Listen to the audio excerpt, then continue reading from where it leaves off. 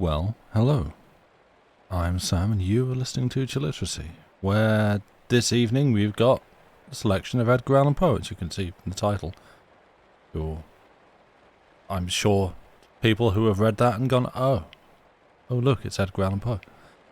For the content, not me. No, he's long gone. That would be an extra layer of spooky that no one was expecting. Hi, hello, welcome. As you can see, we've still got the Halloween decorations up. Don't mind that. We thought the vibes shall continue. Is there a Joey in the cube? No, Joey is currently just asleep on the bed. He's not actually been in the cube today. He's been seeking me out for cuddles. He's a very cuddly boy today. But yes, thank you, Andy Pants. That reminds me, I have some subscriptions to thank. No one's sending us things, don't worry. Lady Mephistopheles, thank you very much for the 24 months. You have a button for the 2 years. Sick. Hell yeah. Thank you. Thank you for that. Arian, 100 bits. Insert more bits pun here. I see that and I raise you. It's more bits time. Thank you. Andy Pants, thank you. The 26 months. Oogity boogity to you. Much appreciated, all of you. Thank you. Hi. So welcome. Arian, it looks like you're about to, take off. I think it looked like you're saying you'll have some stories tomorrow while cleaning. Don't think you'll stay awake from today. Alright. I'll try and get the VOD up for you then.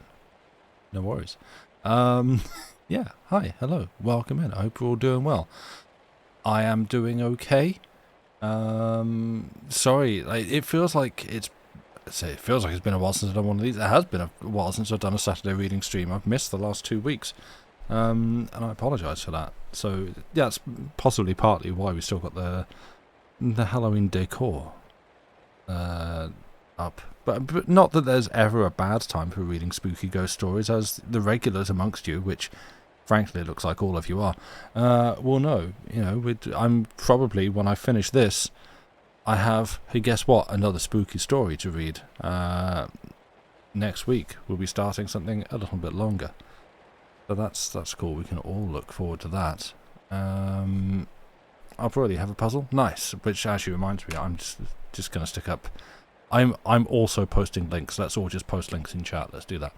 That there up the top of chat will be the link to the first story that I should be reading, which is William Wilson by Edgar Allan Poe. It's no surprise. His name's in the title. Although the contents on that page lists it as William Wilson. Misses the N. That's just a typo. Yeah, I don't. What do I have to say? I had a rummage today and managed to uncover some knitwear. Not knitwear. No, I have enough of that. Knitting gear. That's the one. Needles and old yarn. For which I thought chat might be interested to hear how that suggestion. I think it was on the Chilliteracy stream the other day. That I forget who it was specifically in chat that suggested it, but to them singularly and to everyone else collectively. Yeah, I guess wasn't it Lucy? Was it? It might have been. I thought it was someone in chat. Hi. Oh, you're here. Hey, welcome. Yeah, I couldn't remember whether it was her that first said it or whether someone in chat said it. I thought it was chat, but I'm probably wrong. I do habitually. What did you say? Apparently, it was you that sent me onto this knitting lark. Because I was just intending to update chat on how that's going. Yeah, I've yet to start anything, but I found a site that seems to have some good beginner tutorials. And I have uncovered, yeah, some old knitting equipment lying around. A large selection of different sized needles, and some yarn that it's not the colour that I would choose, but it's just for practice. I'm just gonna try and do some things. New hobby acquired? Well, we'll see. We'll see how I take to it. I definitely feel like it might slot quite neatly into my wheelhouse of things that I could do. Whether it sticks is another matter, which So I mentioned this on Blue Sky last night, and Sarah Surinde, who is a lovely little person, she was, because I was sort of joking kind of about my, as I'm sure many people can relate, history of taking up a hobby and then within a few weeks sort of being like, okay, done with this now. And she was the one who just very kindly pointed out, like, that's okay, because I have a tendency to beat myself up about hobbies picked up and then dropped or forgotten about. But actually it's sometimes okay to try something for a bit, acquire a little bit of a new skill, and then move on with your life. So yeah, that's something that I might have to try and internalize. Because that's one of the things that puts me off trying new things. Is, well, what if I don't like, or what if I do like it, but then I just stop? Hobbies are hobbies for a reason. Yeah, it's true. Yeah. You hear that your literacy streams are a good thing to craft along to. Yeah, the problem there is that I'm on them. Well, at least 2/3 of them. So but yeah, that is the other thing as well. Like, I don't know.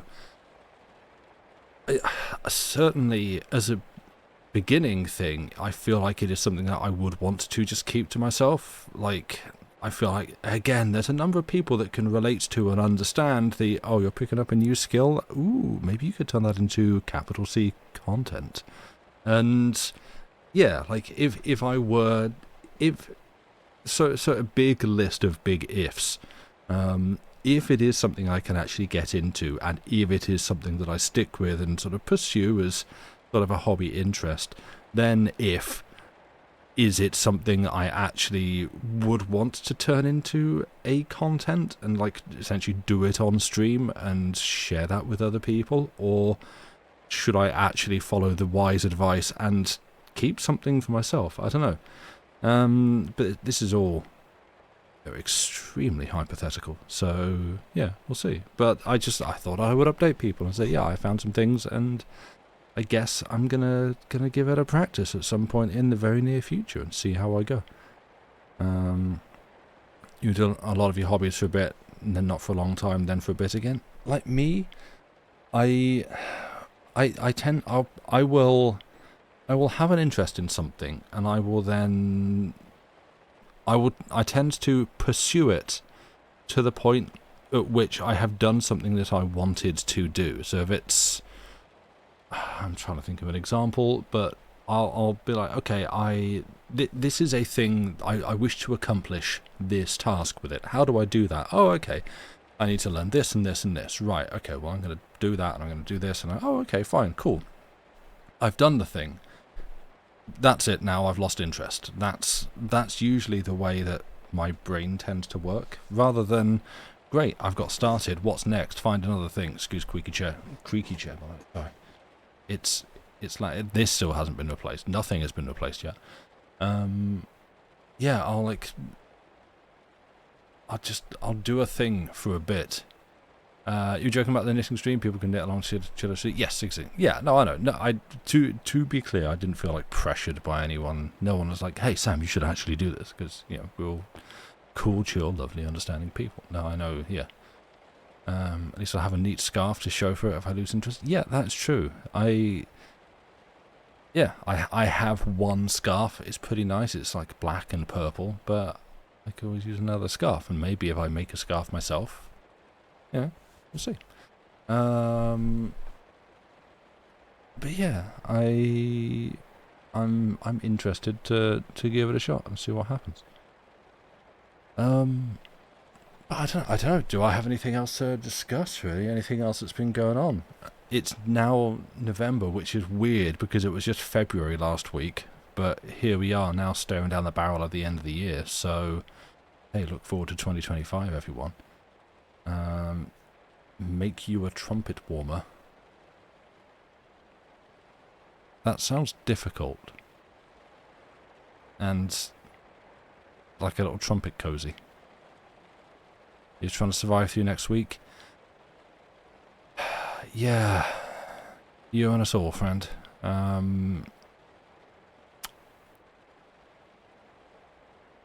found some more beers I like. That is true. I did do that. Yeah, sorry. I was super confused. I had to read that. simply just Lucy saying you found some more beers you like. I was like, wait. Firstly, I read it as bears and thought, what? No, beers. Right. Who found... For some reason, I really struggled to pass that sentence, and I don't know why. But yes, I did. I have found some more, unfortunately, limited edition beers from Wiper and True, which, because the only place that I'll buy beer from that's not just like mainstream supermarket beer. Yeah, the Cherry Bomb, the sour cherry one, is really, really nice. Unsurprisingly to me now, really, because I like their sour blackcurrant one. And then like a espresso martini, like stout one it's just like really rich and chocolatey, but not like sweet chocolate, like dark chocolate. Yeah, I liked them both. They were very good. So obviously they'll stop stocking them soon, and also they're very expensive to get. So yeah, it swings and roundabouts, eh? JD was suggesting a minis painting stream that might be a good craft along too. Yeah, like that's... I mean, I mentioned this back on knitting. Sorry, I mentioned this to Dave last night, completely forgetting that obviously Dave also knows his way. And his first question to me was knitting or crocheting. So I was like, oh yeah, of course you know about all this. That checks out. So you know, there's a few of us about who are interested in this sort of thing. So yeah, it might be certainly as like a one-off or an infrequent chill hangout thing. Might be nice to do. I don't know. And for me personally, the realization was Desert Bus is coming up. It starts on Friday, and not least there is someone on Desert Bus, one of the team, Emily Jarrett, or Emily Who Knits, I believe her handle in most places is. Her thing throughout Desert Bus is through the week she will knit something, and then that will be a prize, a giveaway or something like that at the end of the week. And last year it was a super cool knitted jumper that she did, and she put the pattern up for people to get. And so I'm like, oh yeah, actually that seems like a decent time to get into something like that. It's a cool event that I enjoy watching, and oh, that's neat. All that knit. Yeah, nice. Thank you, Lama. Yeah, very good. But yeah, it seems like a good opportunity to actually try and like put my feet up and focus on something. Who knows? Hyper focus on something. Hey, let's see if that kicks in. For crocheting, 2 minute stitches and knitting. I literally had to ask Dave, what's the difference between crocheting and knitting? And now I know. Crocheting, 1 needle. Knitting has 2. You imagine longest johns and related individuals sitting around a fire knitting during the winter months. Like, that sounds lovely and cozy. I'm sort of down for that. I'm fully embracing the... Frankly, I'm within kicking distance of 42. A 42-year-old man, I'm entering my cozy era. You love the idea of a knitting club? Alright, let's make it happen. Let's do this. Discord craft along hangouts could be fun. No pressure to show what you're doing. Just sit together and chat while we craft. Yeah, I need some kind of idle-ish hobby like that. Like, you know, on a PC, I'll load up an idle game maybe and just sit and watch numbers go up. But hey, like this, yeah, exactly. I'm Lucy's cozy, awesome / winter boyfriend. I have been transforming into this for a while now, and I'm just embracing it.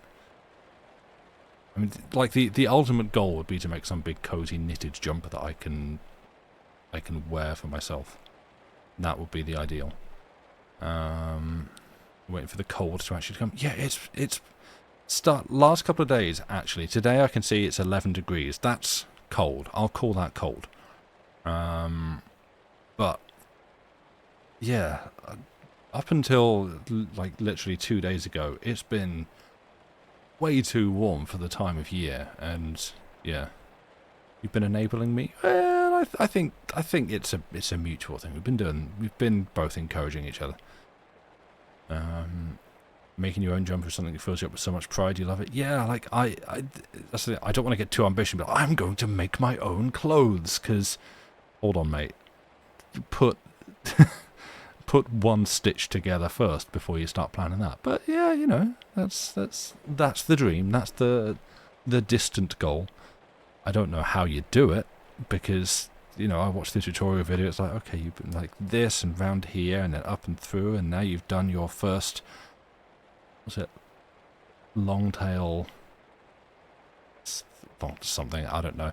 It's how you actually like put the yarn onto the needle, and then here's how you do your basic knit stitch. It's like it goes around and then through, and then you pull the needle back and you hook that under, and there you go, you've done your first one. Now you do the rest, and then you've done those, and then you swap the cast on. Thank you, that's the one. We'll get there.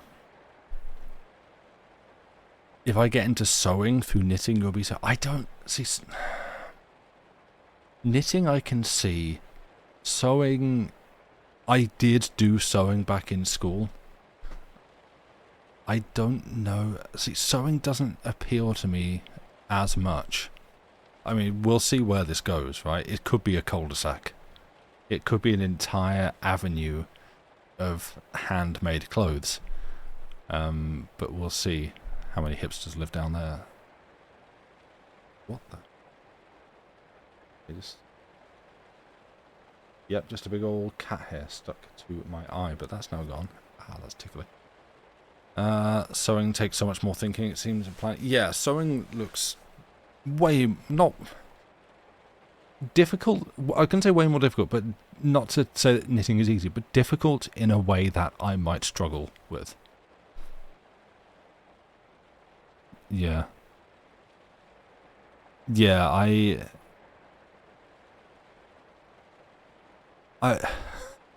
as someone, so here's where my brain goes, and I promise I will start reading in a minute because you've actually got a fair bit to get through. When it comes to sewing, and specifically having, you know, having a mum who would always have a sewing machine out and be sewing something throughout most of my childhood, if you've ever seen me try to cut a straight line in a piece of wrapping paper, I cannot do it. It, like, no matter how hard I try to cut a straight line with just a big sharp pair of scissors and a big straight flat bit of wrapping paper, it will be all over the place, it will be jagged, it will be kind of an inconsistent mess. And I equate that to sewing, because I feel like sewing requires a lot of, like, very precise, like, mechanical skill in that way that I don't think I have. So that's why I'm a lot more hesitant. Wrapping papers in, like, Medicite, you can't do that either. Fair. Anyway, I've been sitting here talking a lot, and if I just do that, you know, you don't get the stories that you've turned out for. So, can cut wrapping paper perfectly, but so... See, exactly, that's what I'm getting at. It's like, I can't even do this. That is a whole nother elevated or elevation, like above. But anyway, now that I'm struggling over very simple, basic words in a language that I've been speaking my entire life, let's go into some Edgar Allan Poe, who... Well, he has some fun sentence construction. He writes in the way that my brain thinks. So, in terms of sentence structure, grammar, and that sort of thing, it's real fun to read. So let's see how this comes out. If we are all ready, you're going to keep on talking about knitting and sewing and other handicraft things. So feel free, fiddly boots, and other such things. I've got some water. Let's be exciting. Yeah, no content warning for this one, but one of the other ones I'll be doing after the break, I will probably give a bit of a warning. If we're ready, if we have our various drinks, probably hot drinks, crocheting equipment, if that's what you're doing, jigsaw puzzles clicked on, and a text if you want to read along clicked on up at the top. Let us begin with William Wilson by Edgar Allan Poe. What say of it? What say of conscience grim, that spectre in my path? Chamberlain's Phronida. Let me call myself, for the present, William Wilson. The fair page now lying before me need not be sullied with my real appellation. This has been already too much an object for the scorn, for the horror, for the detestation of my race. To the uttermost regions of the globe have not the indignant winds bruited its unparalleled infamy? Oh, outcast of all outcasts most abandoned! To the earth art thou not for ever dead, to its honours, to its flowers, to its golden aspirations? And a cloud, dense, dismal, and limitless, does it not hang eternally between thy hopes and heaven? I would not, if I could, here or today, embody a record of my later years of unspeakable misery and unpardonable crime. This epoch, these later years, took unto themselves a sudden elevation of turpitude, whose origin alone it is my present purpose to assign. Men usually grow base by degrees. From me, in an instant, all virtue drops bodily as a mantle. From comparatively trivial wickedness I passed, with the stride of a giant, into more than the enormities of an Elagabalus. What chance, what one event brought this evil thing to bear? Bear with me while I relate. To pass. Bear with me while I relate. Death approaches, and the shadow which foreruns him has thrown a softening influence over my spirit. I long, in passing through the dim valley, for the sympathy, I had nearly said for the pity, of my fellow men. I would fain have them believe that I have been, in some measure, the slave of circumstances beyond human control. I would wish them to seek out for me, in the details I am about to give you, some little oasis of fatality amid a wilderness of error. I would have them allow, what they cannot refrain from allowing, that, although temptation may have erewhile existed as great, man was never thus at least tempted before, certainly never thus fell. And is it, therefore, that he has never thus suffered? Have I not indeed been living in a dream? And am I not now dying a victim to the horror and the mystery of the wildest of all sublunary visions? I am the descendant of a race whose imaginative and easily excitable temperament has at all times rendered them remarkable, and in my earliest infancy I gave evidence of having fully inherited the family character. As I advanced in years it was more strongly developed, becoming, for many reasons, a cause of serious disquietude to my friends, and of positive injury to myself. I grew self-willed, addicted to the wildest caprices, and a prey to the most ungovernable passions. Weak-minded, and beset with constitutional infirmities akin to my own, my parents could do but little to check the evil propensities which distinguished me. Some feeble and ill-directed efforts resulted in complete failure on their part, and, of course, in total triumph on mine. Thenceforward, my voice was a household law, and at an age when few children have abandoned their leading strings, I was left to the guidance of my own will, and became, in all but name, the master of my own actions. My earliest recollections of a school life are connected with a large, rambling Elizabethan house in a misty-looking village of England, where a vast number of gigantic and gnarled trees, and where all the houses were excessively ancient. In truth, it was a dreamlike and spirit-soothing place, that venerable old town. At this moment, in fancy, I feel the refreshing chilliness of its deeply shadowed avenues, inhale the fragrance of its 1,000 shrubberies, and thrill anew with undefinable delight at the deep hollow note of the church bell breaking each hour with sullen and sudden roar upon the stillness of the dusky atmosphere in which the fretted Gothic steeple lay embedded and asleep. It gives me, perhaps, as much of pleasure as I can now in any manner experience, to dwell upon minute recollections of the school and its concerns. Steeped in misery as I am, misery, alas, only too real, I shall be pardoned for seeking relief, however slight and temporary, in the weakness of a few rambling details.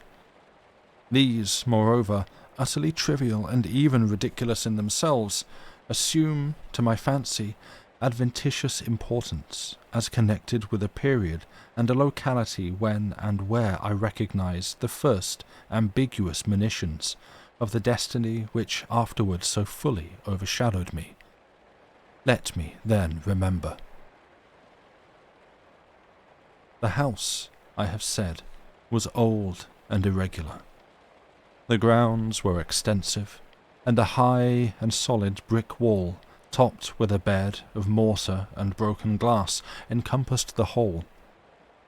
This prison-like rampart formed the limit of our domain. Beyond it we saw but thrice a week, once every Saturday afternoon, when, attended by 2 ushers, we were permitted to take brief walks in a body through some of the neighbouring fields, and twice during Sunday, when we were paraded in the same formal manner to the morning and evening service in the one church of the village. Of this church the principal of our school was pastor. With how deep a spirit of wonder and perplexity was I wont to regard him from our remote pew in the gallery as, with step solemn and slow, he ascended the pulpit. This reverend man, with countenance so demurely benign, with robes so glossy and so clerically flowing, with wig so minutely powdered, so rigid and so vast, could this be he who, of late, with sour visage and in snuffy habiliments, administered, ferule in hand, the draconian laws of the academy? Oh, gigantic paradox, too utterly monstrous for solution. At an angle of the ponderous wall frowned a more ponderous gate. It was riveted and studded with iron bolts, and surmounted with jagged iron spikes. What impressions of deep awe did it inspire! It was never opened, save for the 3 periodical egressions and ingressions already mentioned. Then, in every creak of its mighty hinges, we found a plenitude of mystery, a world of matter for solemn remark, or for more solemn meditation. The extensive enclosure was irregular in form, having many capacious recesses. Of these, 3 or 4 of the largest constituted the playground. It was level and covered with fine, hard gravel. I well remember it had no trees, nor benches, nor anything similar within it. Of course, it was in the rear of the house. In front lay a small parterre, planted with box and other shrubs. But through this sacred division we passed only upon rare occasions indeed, such as a first advent to school, or final departure thence, or perhaps when a parent or friend having called for us, we joyfully took our way home for the Christmas or midsummer vacations. But the house! How quaint an old building was this! To me, how veritably a palace of enchantment! There was really no end to its windings, to its incomprehensible subdivisions. It was difficult, at any given time, to say with certainty upon which of its 2 stories one happened to be. From each room to every other there were sure to be found 3 or 4 steps either in ascent or descent. Then the lateral branches were innumerable, inconceivable, and so returning in upon themselves, that our most exact ideas in regard to the whole mansion were not very far different from those with which we pondered upon infinity. During the 5 years of my residence here, I was never able to ascertain with precision in what remote locality lay the little sleeping apartment assigned to myself and some 18 or 20 other scholars. The schoolroom was the largest in the house, I could not help thinking, in the world. It was very long, narrow, and dismally low, with pointed Gothic windows and a ceiling of oak. In a remote and terror-inspiring angle was a square enclosure of 8 or 10 feet, comprising the sanctum, during hours, of our principal, the Reverend Dr. Bransby.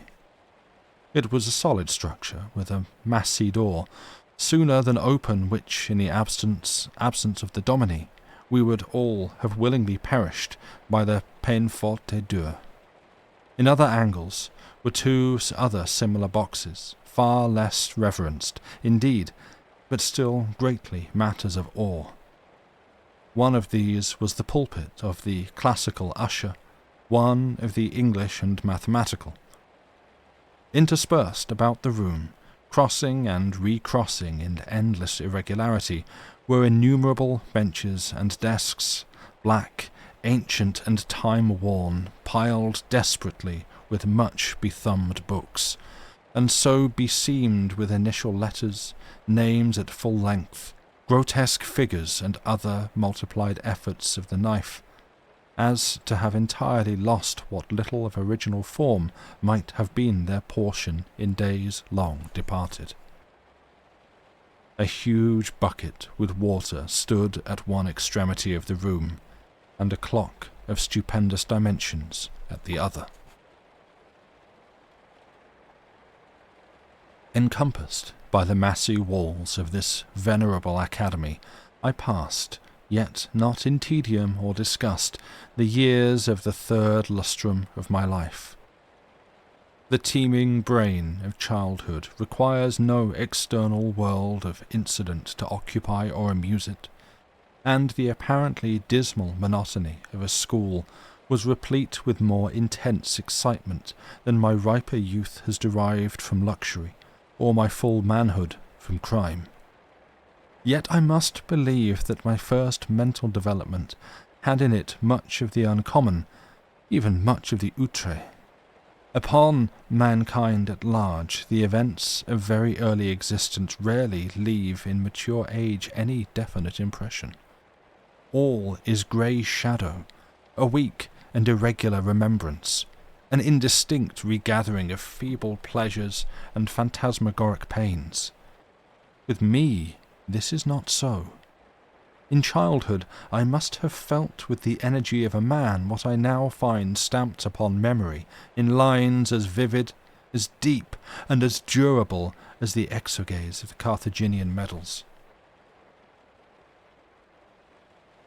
Yet, in the facts of the world's view, how little was there to remember?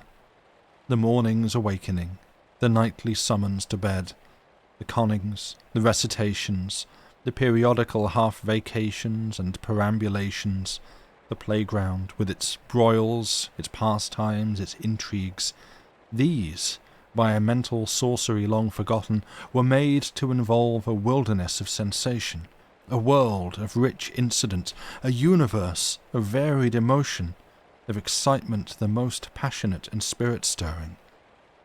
Oh, le bon temps, que ce siècle de fer! In truth, the ardour, the enthusiasm, and the imperiousness of my disposition soon rendered me a marked character among my schoolmates, and by slow but natural gradations gave me an ascendancy over all not greatly older than myself, over all with a single exception. This exception was found in the person of a scholar who, although no relation, bore the same first and surname as myself, a circumstance, in fact, little remarkable, for, notwithstanding a noble descent, mine was one of those everyday appellations which seem, by prescriptive right, to have been, time out of mind, the common property of the mob. In this narrative I have therefore designated myself as William Wilson, a fictitious title not very dissimilar to my real. My namesake alone, and for those who in school phraseology constituted our set, presumed to compete with me in the studies of the class, in the sports and broils of the playground, to refuse implicit belief in my assertions and submissions to my will, indeed to interfere with my arbitrary dictation in any respect whatsoever. If there is on earth a supreme and unqualified despotism, it is the despotism of a master mind in boyhood over the less energetic spirits of its companions. Wilson's rebellion was to me a source of the greatest embarrassment, the more so as, in spite of the bravado with which in public I made a point of treating him and his pretensions, I secretly felt that I feared him, and could not help thinking the equality which he maintained so easily with myself a proof of his true superiority, since not to be overcome cost me a perpetual struggle. Yet this superiority, even this equality, was in truth acknowledged by no one but myself. Our associates, by some unaccountable blindness, seemed not even to suspect it. Indeed, his competition, his resistance, and especially his impertinent and dogged indifference with my purposes were not more pointed than private. He appeared to be destitute alike of the ambition which urged, and of the passionate energy of mind which enabled me to excel. In his rivalry, he might have been supposed actuated solely by a whimsical desire to thwart, astonish, or mortify myself, although there were times when I could not help observing, with a feeling made up of wonder, abasement, and pique, that he mingled with his injuries, his insults, or his contradictions, a certain most inappropriate and assuredly most unwelcome affectionateness of manner. I could only conceive this singular behaviour to arise from a consummate self-conceit, assuming the vulgar air of patronage and protection. Perhaps it was this latter trait in Wilson's conduct, conjoined with our identity of name, that the mere accident of our having entered the school upon the same day, which set afloat the notion that we were brothers, among the senior classes of the academy. These do not usually inquire with much strictness into the affairs of their juniors. I have before said, or should have said, that Wilson was not, in the most remote degree, connected with my family. But assuredly, if we had been brothers, we must have been twins, for after leaving Dr. Bransby's, I casually learned that my namesake was born on the 19th of January, 1813, and this is a somewhat remarkable coincidence, for the day is precisely that of my own nativity. It may seem strange that, in spite of the continual anxiety occasioned me by the rivalry of Wilson, and his intolerable spirit of contradiction, I could not bring myself to hate him altogether. We had, to be sure, nearly every day a quarrel, in which, yielding me publicly the palm of victory, he, in some manner, contrived to make me feel that it was he who had deserved it. Yet a sense of pride on my part, and a veritable dignity on his own, kept us always upon what are called speaking terms, while there were many points of strong congeniality in our tempers, operating to awake in me a sentiment which our position alone, perhaps, prevented from ripening into friendship. It is difficult, indeed, to define or even to describe my real feelings toward him. They formed a motley and heterogeneous admixture, some petulant animosity, which was not yet hatred, some esteem, more respect, much fear, with a world of uneasy curiosity. To the moralist, it will be unnecessary to say, in addition, that Wilson and myself were the most inseparable of companions. It was no doubt the anomalous state of affairs existing between us which turned all my attacks upon him, and they were many, either open or covert, into the channel of banter or practical joke, giving pain while assuming the aspect of mere fun, rather than into a more serious and determined hostility. But my endeavours on this head were by no means uniformly successful, even when my plans were the most wittily concocted, for my namesake had much about him, in character, of that unassuming and quiet austerity which, while enjoying the poignancy of its own jokes, has no heel of Achilles in itself, and absolutely refuses to be laughed at. I could find, indeed, but one vulnerable point, and that lying in a personal peculiarity arising, perhaps, from constitutional disease, would have been spared by any antagonist less at his wit's end than myself. My rival had a weakness in the vocal or guttural organs, which precluded him from raising his voice at any time above a very low whisper. Of this defect I did not fail to take what poor advantage lay in my power. Wilson's retaliations in kind were many, and there was one form of his practical wit that disturbed me beyond measure. How his sagacity first discovered at all that so petty a thing would vex me is a question I never could solve, but, having discovered, he habitually practised the annoyance. I had always felt aversion to my uncourtly patronymic, and its very common, if not plebeian, praenomen. The words were venom in my ears, and when, upon the day of my arrival, a second William Wilson came also to the academy, I felt angry for him, with him for bearing the name, and doubly disgusted with the name because a stranger bore it, who would be the cause of its twofold repetition, and who would be constantly in my presence, and whose concerns, in the ordinary routine of the school business, must inevitably, on account of the detestable coincidence, be often confounded with my own. Excuse the fireworks going off in the background if you can hear them. The feeling of vexation thus engendered grew stronger, with every circumstance tending to show resemblance, moral or physical, between my rival and myself. I had not then discovered the remarkable fact that we were of the same age, but I saw that we were of the same height, and perceived that we were even singularly alike in general contour of person and outline of feature. I was galled, too, by the rumour touching a relationship which had grown current in the upper forms. In a word, nothing could more seriously disturb me, although I scrupulously concealed such disturbance, than any allusion to a similarity of mind, person, or condition existing between us.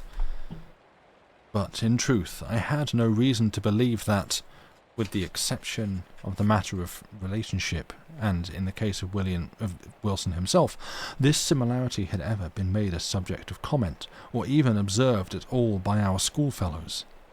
That he observed it in all its bearings, and as fixedly as I, was apparent, but that he could discover in such circumstances so fruitful a field of annoyance can only be attributed, as I said before, to his more than ordinary penetration. His cue, which was to perfect an imitation of myself, lay both in words and in actions, and most admirably did he play his part. My dress, it was an easy matter to copy. My gait and general manner were without difficulty appropriated. In spite of his constitutional defects, even my voice did not escape him. My louder tones were, of course, unattempted, but then the key, It was identical, and his singular whisper, it grew the very echo of my own. How greatly this most exquisite portraiture harassed me, for it could not justly be termed a caricature, I will not now venture to describe. I had but one consolation, in the fact that the imitation apparently was noticed by myself alone, and that I had to endure only the knowing and strangely sarcastic smiles of my namesake himself. Satisfied with having produced in my bosom the intended effect, he seemed to chuckle in secret over the sting he had inflicted, and was characteristically disregardful of the public applause which the success of his witty endeavours might have so easily elicited. That the school indeed did not feel his design, perceive its accomplishment, and participate in his sneer was, for many anxious months, a riddle I could not resolve. Perhaps the gradation of his copy rendered it not so readily perceptible, or, more possibly, I owed my security to the masterly air of the copyist, who, disdaining the letter, which in a painting is all the obtuse can see, but gave the full spirit of his original for my individual contemplation and chagrin. I have already more than once spoken of the disgusting air of patronage which he assumed toward me, and of his frequent officious interference with my will.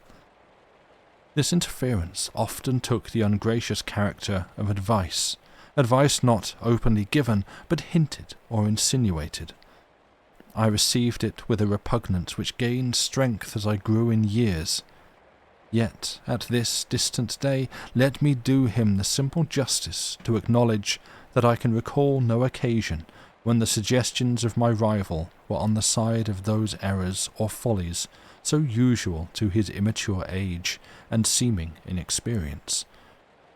That his moral sense, at least, if not his general talents and worldly wisdom, was far keener than my own, and that might, today, have been a better and thus a happier man had I less frequently rejected the counsels embodied in those meaning whispers which I then but too cordially hated and too bitterly despised.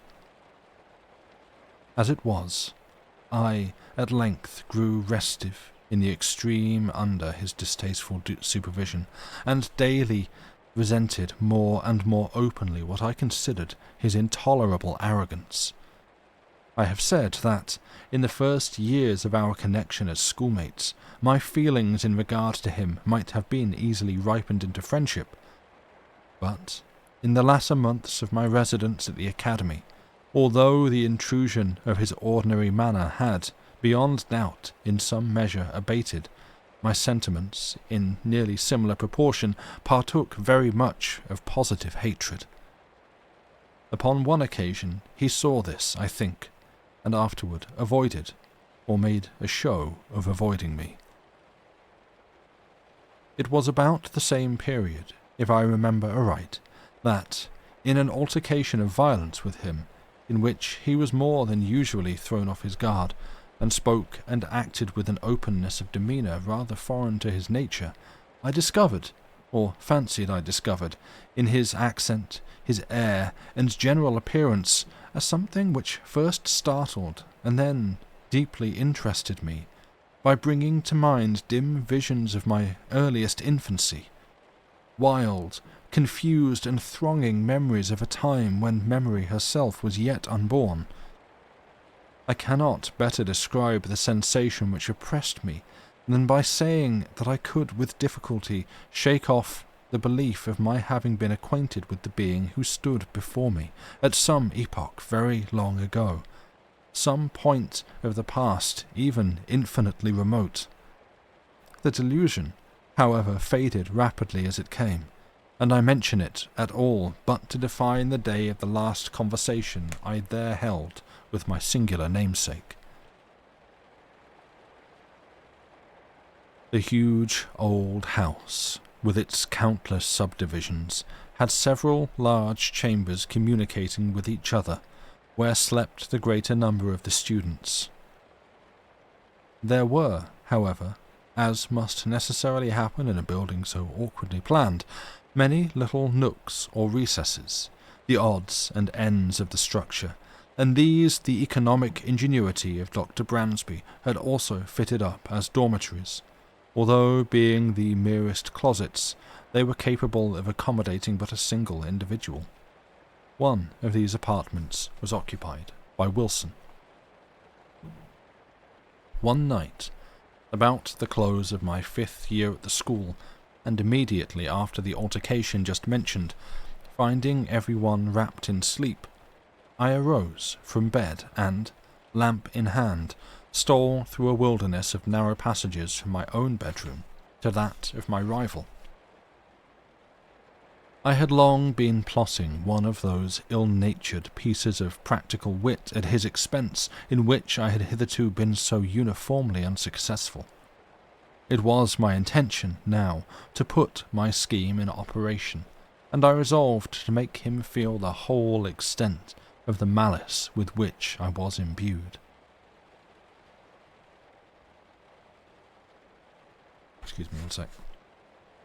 Having reached his closet, I noiselessly entered, leaving the lamp with a shade over it on the outside. I advanced a step and listened to the sound of his tranquil breathing. Assured of his being asleep, I returned, took the light, and with it again approached the bed. Closed curtains were around it, which, in the prosecution... good. Dinner is now catching up. Where was I?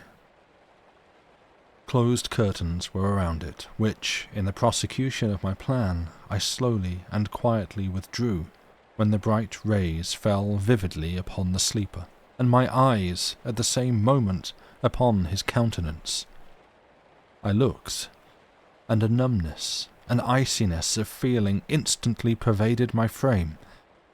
My breast heaved, my knees tottered, my whole spirit became possessed with an objectless yet intolerable horror. Gasping for breath, I lowered the lamp in still nearer proximity to the face. Were these the lineaments of William Wilson? I saw, indeed, that they were his, but I shook as if with a fit of the ague in fancying they were not. What was there about them to confound me in this manner? I gazed, while my brain reeled with a multitude of incoherent thoughts. Not thus he appeared, assuredly not thus, in the vivacity of his waking hours. The same name, the same contour of person, the same day of arrival at the academy, and then his dogged and meaningless imitation of my gait, my voice, my habits, and my manner. Was it, in truth, within the bounds of human possibility that what I now saw was the result merely of the habitual practice of this sarcastic imitation? Awe-stricken, and with a creeping shudder, I extinguished the lamp, passed silently from the chamber, and left at once the halls of that old academy, never to enter them again.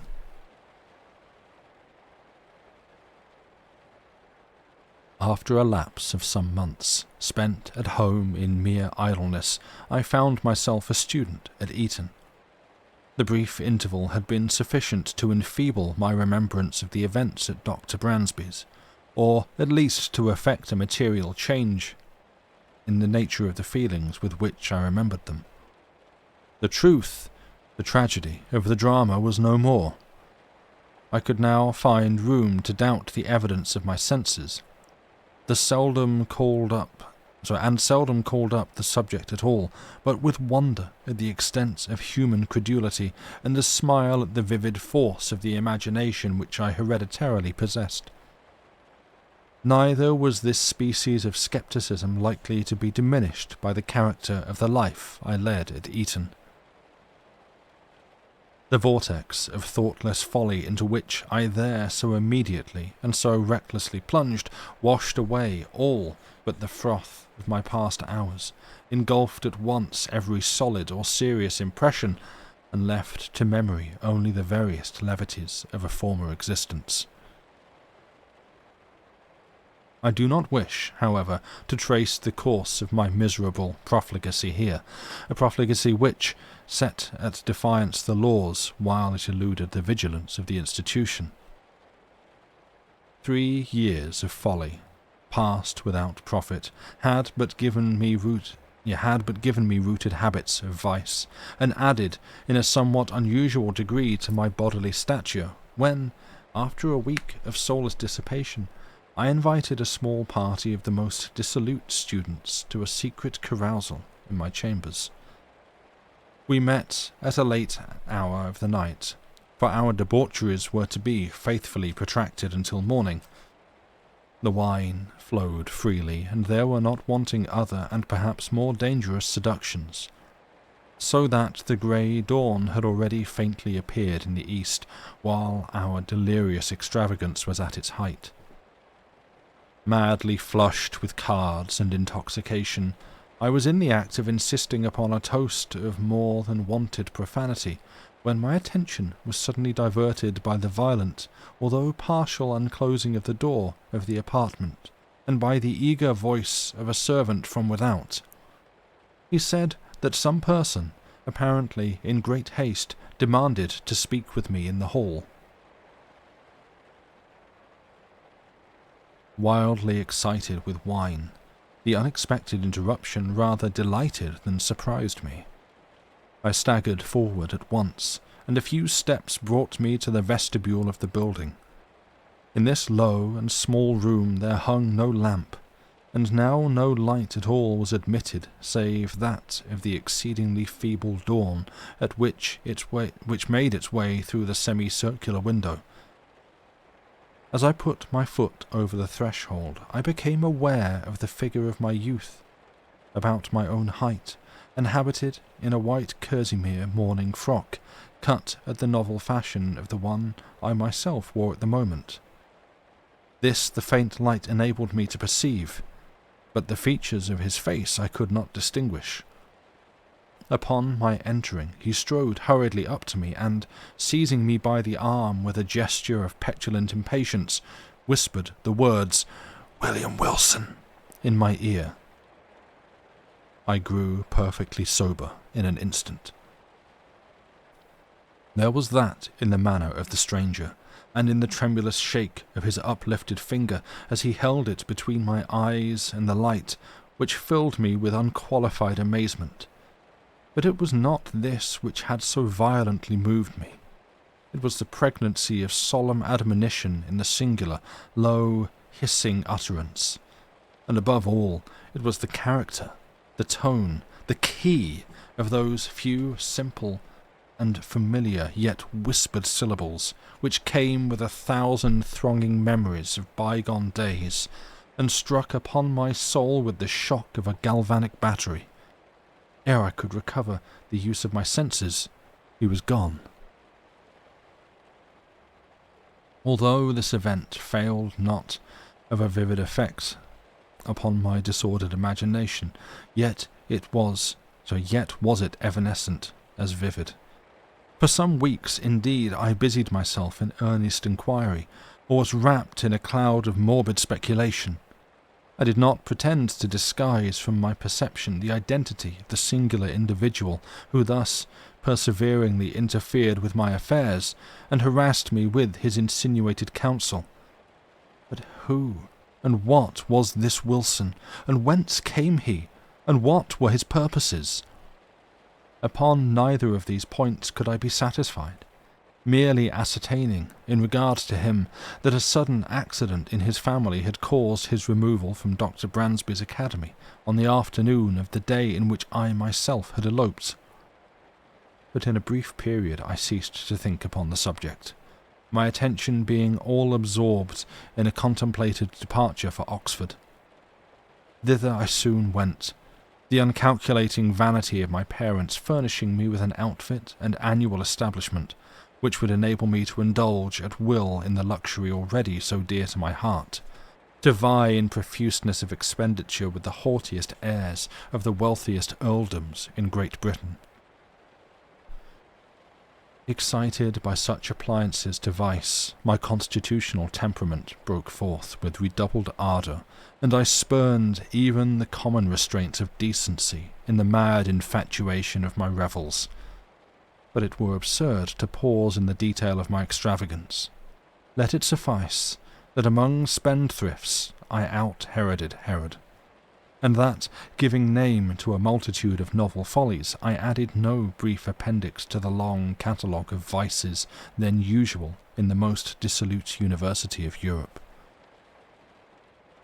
It could hardly be credited, however, that I had, even here, so utterly fallen from the gentlemanly estate as to seek acquaintance with the vilest arts of the gambler by profession, and, having become an adept in his despicable science, to practice it habitually as a means of increasing my already enormous income at the expense of the weak-minded among my fellow collegians. Such, nevertheless, was the fact, and the very enormity of this offence against all manly and honourable sentiment proved, beyond doubt, the main, if not the sole reason of the impunity with which it was committed. Who, indeed, among my most abandoned associates would not rather have disputed the clearest evidence of his senses than have suspected of such courses the gay, the frank, the generous William Wilson, the noblest and most liberal commoner at Oxford, him whose follies, said his parasites, were but the follies of youth and unbridled fancy, whose errors but inimitable whim, whose darkest vice but a careless and dashing extravagance. I had been now 2 years successfully busied in this way, when there came to the university a young parvenu nobleman, Glendinning, rich, said report, as Herodes Atticus, his riches, too, as easily acquired. I soon found him of weak intellect, and, of course, marked him as a fitting subject for my skill. I frequently engaged him in play, and contrived, with the gambler's usual art, to let him win considerable sums, the more effectually to entangle him in my snares. At length, my schemes being ripe, I met him, with the full intention that this meeting should be final and decisive, at the chambers of a fellow commoner, Mr. Preston, equally intimate with both, but who, to do him justice, entertained not even a remote suspicion of my design. To give to this a better colouring, I had contrived to have assembled a party of some 8 or 10, and was solicitously careful that the introduction of cards should appear accidental, and originate in the proposal of my contemplated dupe himself. To be brief upon a vile topic, none of the low finesse was omitted, so customary upon similar occasions that it is a just matter for wonder how any are still found so besotted as to fall its victim. We had protracted our sitting far into the night, and I had at length effected the manoeuvre of getting Glendinning as my sole antagonist. The game, too, was my favourite écarté. The rest of the company, interested in the extent of our play, had abandoned their own cards and were standing around us as spectators. The parvenu, who had been induced by my artifices in the early part of the evening to drink deeply, now shuffled, dealt, or played with a wild nervousness of manner, for which his intoxication, I thought, might partially, but could not altogether account. In a very short period he had become my debtor to a large amount, when, having taken a long draught of port, he did precisely what I had been coolly anticipating. He proposed to double our already extravagant stakes. With a well-feigned show of reluctance, and not until after my repeated refusal had seduced him into some angry words which gave a colour of pique to my compliance, did I finally comply. The result, of course, did but prove how entirely the prey was in my toils. In less than an hour he had quadrupled his debt. For some time his countenance had been losing the florid tinge lent it by the wine, but now, to my astonishment, I perceived that it had grown to a pallor truly fearful. I say to my astonishment. Glendinning had been represented to my eager inquiries as immeasurably wealthy, and the sums which he had as yet lost, although in themselves vast, could not, I supposed, very seriously annoy, much less so violently affect him. That he was overcome by the wine just swallowed was the idea which most readily presented itself, and, rather with a view to the preservation of my own character in the eyes of my associates than from any less interested motive, I was about to insist peremptorily upon a discontinuance of the play, when some expressions at my elbow from among the company, and an exclamation evincing utter despair on the part of Glendinning, gave me to understand that I had effected his total ruin under circumstances which, rendering him an object for the pity of all, should have protected him from the ill offices even of a fiend. What now might have been my conduct, it is difficult to say. The pitiable condition of my dupe had thrown an air of embarrassed gloom over all, and for some moments a profound silence was maintained, during which I could not help feeling my cheeks tingle with the many burning glances of scorn or reproach cast upon me by the less abandoned of the party. I will even own that an intolerable weight of anxiety was for a brief instant lifted from my bosom by the sudden and extraordinary interruption which ensued. The wide, heavy, folding doors of the apartment were all at once thrown open to their full extent, with a vigorous and rushing impetuosity that extinguished, as if by magic, every candle in the room. Their light, in dying, enabled us just to perceive that a stranger had entered, about my own height, and closely muffled in a cloak. The darkness, however, was now total, and we could only feel that he was standing in our midst. Before any one of us could recover from the extreme astonishment into which this rudeness had thrown all, we heard the voice of the intruder. "Gentlemen," he said, in a low, distinct, and never-to-be-forgotten whisper which thrilled to the very marrow of my bones. "Gentlemen, I make no apology for this behaviour, because in thus behaving I am but fulfilling a duty. You are, beyond doubt, uninformed of the true character of the person who has tonight won at écarté a large sum of money from Lord Glendinning. I will therefore put you upon an expeditious and decisive plan of obtaining this very necessary information. Please to examine, at your leisure, the inner linings of the cuff of his left sleeve, and the several little packages which may be found in the somewhat capacious pockets of his embroidered morning wrapper." While he spoke, so profound was the stillness that one might have heard a pin drop upon the floor. In ceasing, he departed at once, and as abruptly as he had entered. Shall I describe my sensations? Must I say that I felt all the horrors of the damned? Most assuredly I had little time given for reflection. Many hands roughly seized me upon the spot, and lights were immediately reprocured. A search ensued. In the lining of my sleeve were found all the court cards essential in écarté, and in the pockets of my wrapper a number of packs, facsimiles of those used at our sittings, with a single exception that mine were of the species called, technically, Hollandaise, the honours being slightly convex at the ends, the lower cards slightly convex at the sides. In this disposition, the dupe who cuts, as customary, at the length of the pack, will invariably find that he cuts his antagonist in honour, while the gambler, cutting at the breadth, will, as certainly, cut nothing for his victim which may count in the records of the game. Any burst of indignation upon this discovery would have affected me less than the silent contempt or the sarcastic composure with which it was received. "Mr. Wilson," said our host, stooping to remove from beneath his feet an exceedingly luxurious cloak of rare furs. "Mr. Wilson, this is your property."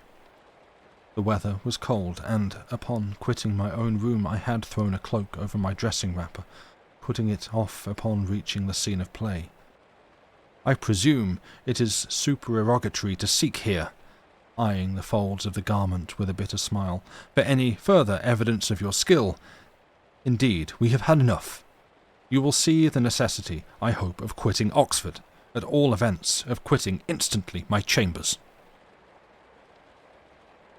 Abased, humbled to the dust as I then was, it is probable that I should have resented this galling language by immediate personal violence, had not my whole attention been at the moment arrested by a fact of the most startling character. The cloak which I had worn was of a rare description of fur. How rare, how extravagantly costly, I shall not venture to say. Its fashion, too, was of my own fantastic invention, for I was fastidious to an absurd degree of coxcombry in matters of this frivolous nature. When, therefore, Mr. Preston reached me that which he had picked up upon the floor, and near the folding doors of the apartment, it was with an astonishment nearly bordering upon terror that I perceived my own already hanging on my arm, where I had no doubt unwittingly placed it, and that the one presented me was but its exact counterpart in even the minutest possible particular. The singular being who had so disastrously exposed me had been muffled, I remembered, in a cloak, and none had been worn at all by any of the members of our party with the exception of myself. Retaining some presence of mind, I took the one offered me by Preston, placed it unnoticed over my own, left the apartment with a resolute scowl of defiance, and next morning, ere dawn of day, commenced a hurried journey from Oxford to the Continent in a perfect agony of horror and shame. I fled in vain. My evil destiny pursued me as if in exaltation, and proved, indeed, that the exercise of its mysterious dominion had as yet only begun. Scarcely had I set foot in Paris ere I had fresh evidence of the detestable interest taken by this Wilson in my concerns. Years flew while I experienced no relief. Villain! At Rome, with how untimely, yet with how spectral an officiousness, stepped he in between me and my ambition. At Vienna, too, at Berlin, and at Moscow. Where, in truth, had I not bitter cause to curse him within my heart? From his inscrutable tyranny did I at length flee, panic-stricken, as from a pestilence, and to the very ends of the earth I fled in vain. And again, in secret communion with my own spirit, would I demand the questions, who is he? Whence came he? And what are his objects? But no answer was there found. And then I scrutinized, with a minute scrutiny, the forms and the methods and the leading traits of his impertinent supervision. But even here there was very little upon which to base a conjecture. It was noticeable, indeed, that in no one of the multiplied instances in which he had of late crossed my path had he so crossed it except to frustrate those schemes, or to disturb those actions which, if fully carried out, might have resulted in bitter mischief. Poor justification this, in truth, for an authority so imperiously assumed. Poor indemnity for natural rights of self-agency so pertinaciously, so insultingly denied. I had also been forced to notice that my tormentor, for a very long period of time, while scrupulously and with miraculous dexterity maintaining his whim of an identity of apparel with myself, had so contrived it in the execution of his varied interference with my will, that I saw not at any moment the features of his face. Be Wilson what he might, this at least was but the veriest of affectation or of folly. Could he, for an instant, have supposed that, in my admonisher at Eton, in the destroyer of my honour at Oxford, in him who thwarted my ambition at Rome, my revenge at Paris, my passionate love at Naples, or what he falsely termed my avarice in Egypt, that in this, my arch-enemy and evil genius, I could fail to recognise the William Wilson of my schoolboy days, the namesake, the companion, the rival, the hated and dreaded rival at Dr. Bransby's. Impossible! But let me hasten to the last eventful scene of the drama. Thus far, I had succumbed supinely to this imperious domination. The sentiments of deep awe with which I habitually regarded the elevated character, the majestic wisdom, the apparent omnipresence and omnipotence of Wilson, added to a feeling of even terror with which certain other traits in his nature and assumptions inspired me, had operated hitherto to impress me with an idea of my own utter weakness and helplessness, and to suggest an implicit, although bitterly reluctant submission to his arbitrary will. But of late days I had given myself up entirely to wine, and its maddening influence upon my hereditary temper rendered me more and more impatient of control. I began to murmur, to hesitate, to resist. And was it only fancy which induced me to believe that, with the increase of my own firmness, that of my tormentor underwent a proportional diminution? Be this as it may, I now began to feel the inspiration of a burning hope, and at length nurtured in my secret thoughts a stern and desperate resolution that I would submit no longer to be enslaved. It was at Rome, during the Carnival of 1839, that I attended a masquerade in the palazzo of the Neapolitan Duke di Broglio. I had indulged more freely than usual in the excesses of the wine table, and now the suffocating atmosphere of the crowded rooms irritated me beyond endurance. The difficulty, too, of forcing my way through the mazes of the company contributed not a little to the ruffling of my temper, for I was anxiously seeking, let me not say with what unworthy motive, the young, the gay, the beautiful wife of the aged and doting Di Broglio. With a too unscrupulous confidence, she had previously communicated to me the secret of the costume in which she would be habited, and now, having caught a glimpse of her person, I was hurrying to make my way into her presence. At this moment I felt a light hand placed upon my shoulder, and that ever-remembered, low, damnable whisper within my ear. In an absolute frenzy of wrath, I turned at once upon him who had interrupted me, and seized him violently by the collar.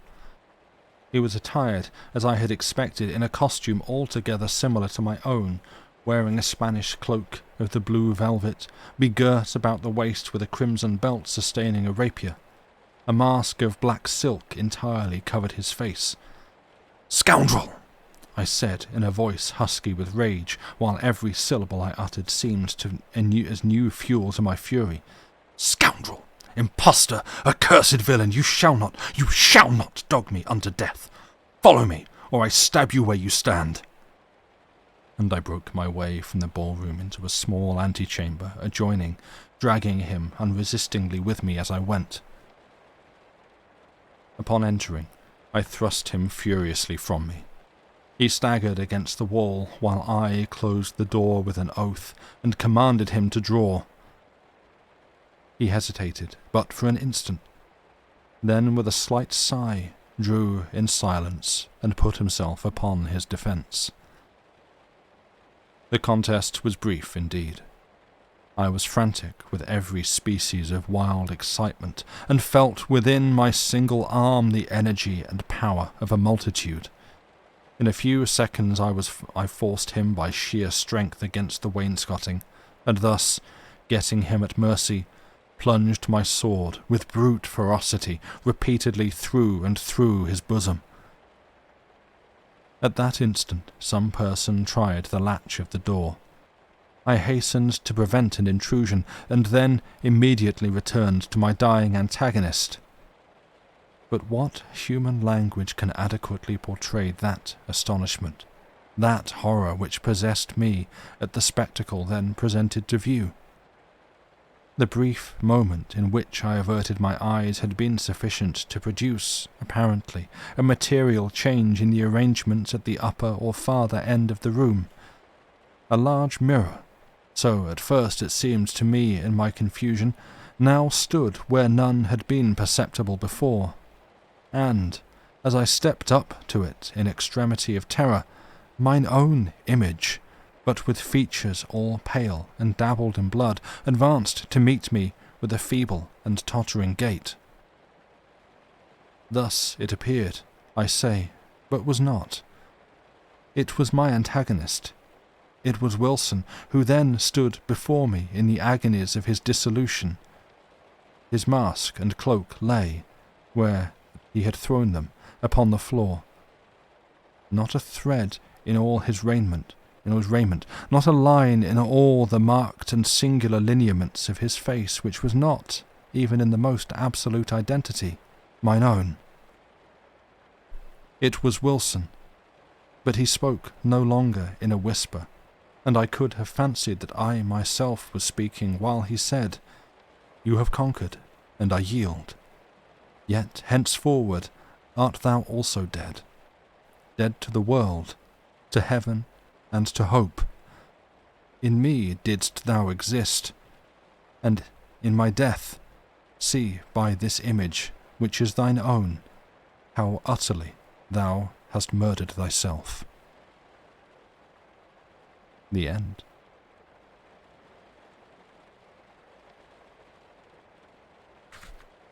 What a twist.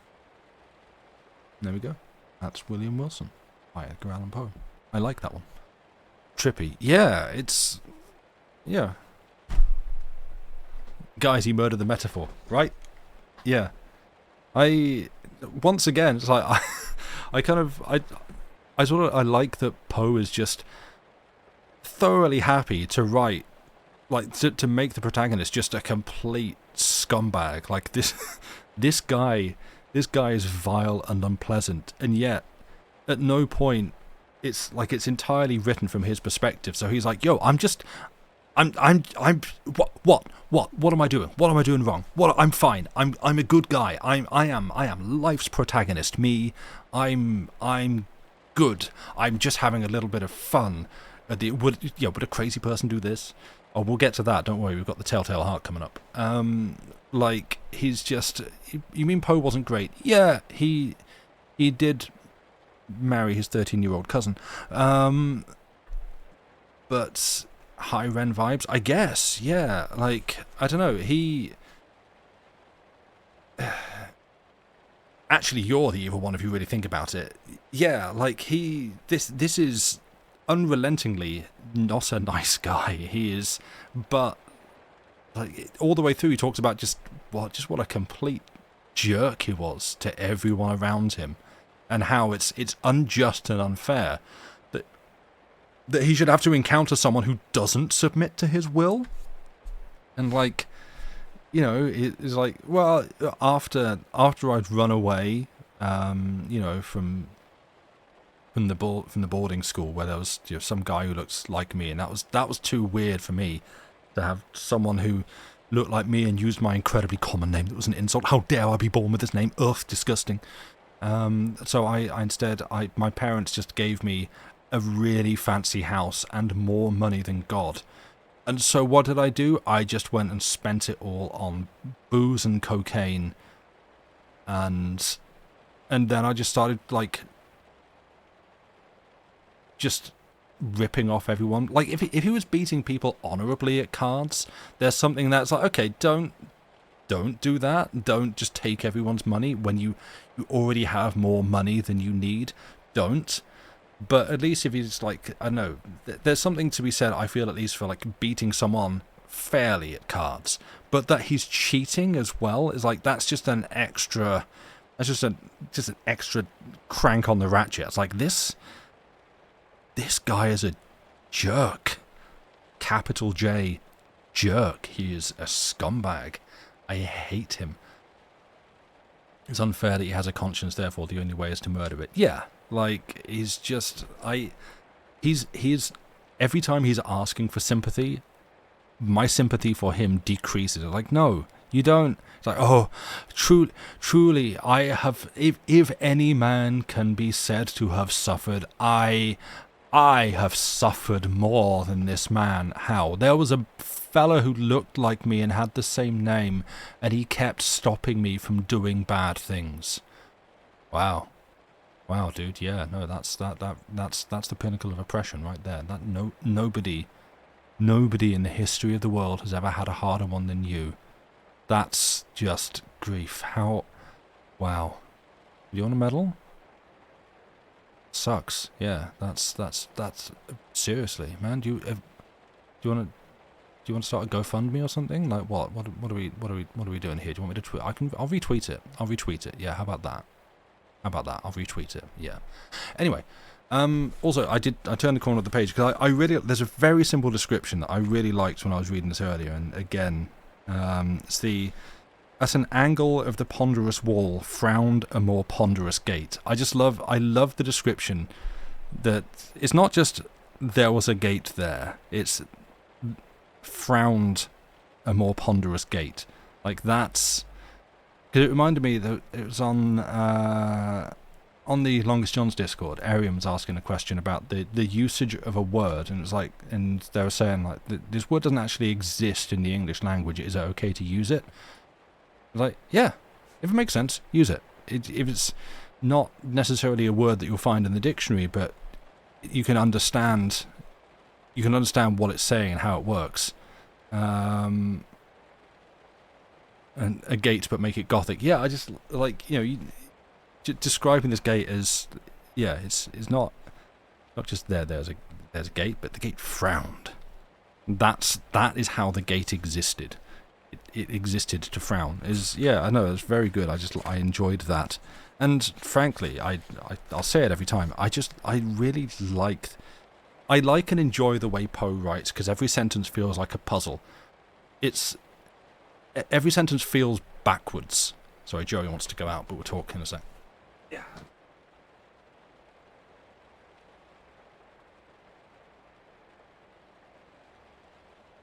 Like, it creates, in me, it creates the impression that this is going to be a really bizarre thing for me to say, but it's like it's like he's going into each sentence with what it wants to say fully formed, so he can put the point. Joey has no time for literary analysis. I think it's brave to call what I'm about to do literary analysis. This is the Leonardo DiCaprio holding a drink, pointing out something he has recognized level of literary analysis. It's obviously anyone writing a sentence knows what the sentence is going to say, but it feels, especially in the case of, I'm just going to put down some words, see what happens. Vibes, we're just going to put down some stuff, see where it goes. But it's like he'll put like the point of the sentence at the end, so you've got like all this setup, all this description, and like if you took away his use of commas, the guy would be sunk. It's great. There's so many like sub-clauses and derivations and deviations, and the guy's playing Mornington Crescent in the middle of just trying to describe a schoolhouse. His writing is very indulgent. It is, and I love it. And it's like, and you're reading like all this setup and all this description, and you have no idea what he's talking about. And then at the end of the sentence, he tells you, and it's like, oh right, and the whole thing kind of, if you've retained everything that has been said, the whole thing snaps into clarity. Otherwise, you are completely bamboozled, and you need to go back and read it a second time. But there is something like charming and fun about that. It's like, I think it's just the way the guy writes and the way, or wrote, and the way he thought. But it's just, yeah, I don't know. I just have a lot of fun reading it. Just, you've got just all these things, all these different directions and offshoots happening, like as you're reading along, and just you have no idea what he's describing, and then sentences that take a wander around the middle. Yeah, like they just go off places, and then they loop back around to, oh yeah, by the way, I was talking about my friend. Right, okay, that's very melodiously. Yeah, it's just, Yeah, you get lost quite a bit, partly because you're looking for puzzle pictures. I don't think it's just it's very easy to get lost in his writing. Genuinely, I'm reading it, like that one in particular, for the second time today, and there are still just whole ass bits of this. I think I don't exactly know what you're saying, but I sort of get the vibes. There's a couple of nouns in there that I can pick out, and I think that's what you're talking about.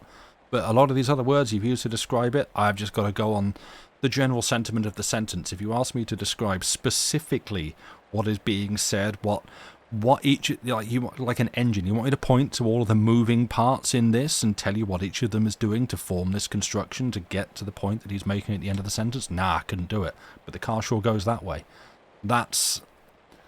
There were French words in there and you don't know what they mean. Yo, same. Yeah.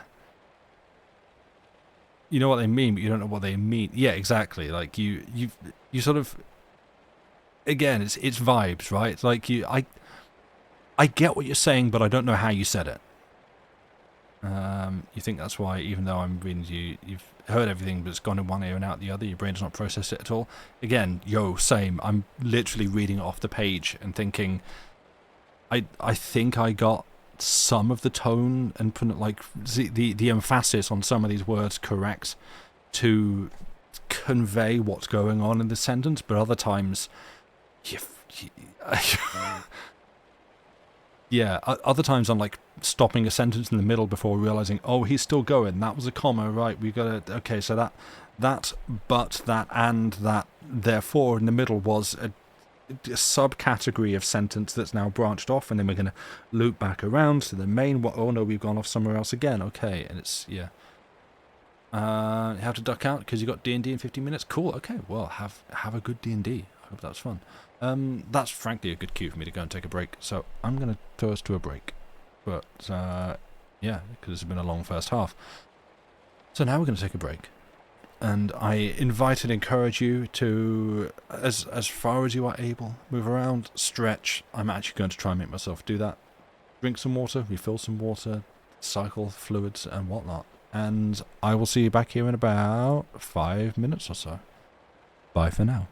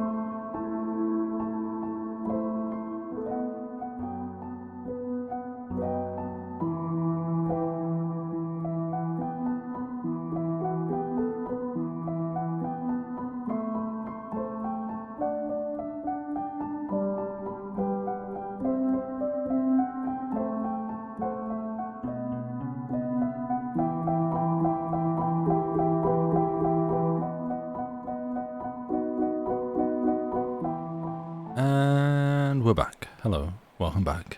It's now nearly been an entire stream's length of time. Whoops. Oh, got talking. What can you do? Right, so let's, I guess... I won't go straight into the next thing, because, you know, still possibly waiting for people to come back who are coming back. But, yeah, I'm just going to set up by copying the text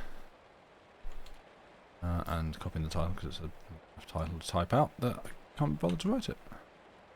You have pet both cat and dog. Amazing. Good.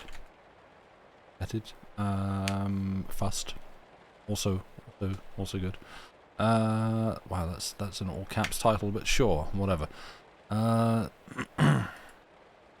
yeah, one other small thing in the last one, because I don't know why, like, a lot of I would say old fiction, but maybe it's more, maybe I don't know, maybe it's a thing that everyone does, but the thing of when giving recent dates, the tendency to not give the full year, you just go like 18 dash instead of 1839, and that always feels weird to read aloud.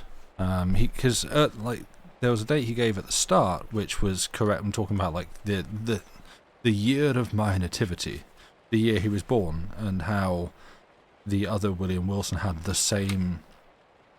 Yeah, born on the 19th of January 1813. Like, he gives that full date, and that's fine. He does that, but then later on, when describing the incident at the end, it just said 18 dash, and I thought, well, what's the other way around? What? Quoi? I should, what? I'm going to ignore you. Oh, right, okay. I was gonna say, if I'm just suddenly talking complete nonsense, I'm going to stop and wait to be corrected, because I don't want to dig down. You know, dig up, right? Yeah, the way he says 18 dash, and so I just inserted the year that the story was written, 1839, because I thought, well, he's not going to write it in the future. It wasn't putting sci-fi together, so we'll call it 1839. And that, because yeah, if I just say 18, it sounds weird, and I don't want to do that. So yeah, that's what I did there. That was one, frankly, minor addition that I made. Oh, Joey's at the door.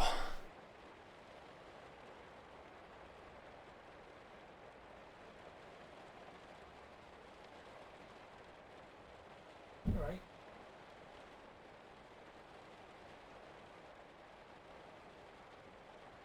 $1800 something, yeah. But like, it's where it's clear. Yeah, 18. Where it's clear that the narrator knows what year it is, and like if it was written. If the language used to write it was vague, if it was within the text being deliberately vague, then I would also be fine doing that. But where it's clear that the speaking voice knows a year but is not being said, one, I don't understand why, unless it's... Yeah, I've never understood, because I think Twain did it quite a lot as well. But yeah, I've never understood why that was a habit, why that was a thing. And so I just, if I can make it fit, I'll just try and insert a year. Order book. Jump up on my lap. Please, I'm conscious that we're actually near the end of what would be the stream time. We've got 2 feeds, so like, it's my own time I've wasted, I know. Hi, hello. Joey is up. Up, cat. Hi. Not much. What's up with you? You gonna... What are you doing? Gonna walk on the keyboard? Please don't. There's buttons there that I'd rather you... For real, you're just going to sit right there on the desk. Wait. Mate, that is not a place for cat. Come on, you gotta, okay. Go in your cube. Go in the cube. No, I'm busy. I'm busy. Love you. I had quite a bit of fuss today. I know you want more, Wiz, but I'm busy. Go in your cube. Please? Please? Okay, you want to go on my lap? Or you've either got to go on the lap or go in the cube. All places are places for cats, except places where they're meant to go. It's got a lovely little cosy sleeping spot on top of the cube that he has not been on, except once when I picked him up and put him there and he immediately jumped off. It's fine. He could go there, but he won't. Right. I need to start reading. Fortunately, they're pretty short, the next two, so we should be fine. This next one is called The Facts in the Case of M. Valdemar, which I'm assuming is Monsieur Valdemar. Because other people are referred to as Mr. in this, but this one is M. Valdemar, so I'm assuming it's Monsieur Valdemar. I said I'd give a bit of a content warning. This one gets a little bit gross, so just letting you know, like towards the end, it gets a little bit gross. It's dealing with a dead body. So I figured just if anyone's grossed out by like gross dead body things, just be advised. I don't know. I don't want you to just suddenly be hit with some descriptions of things and go bleh. So I just thought I'd warn you.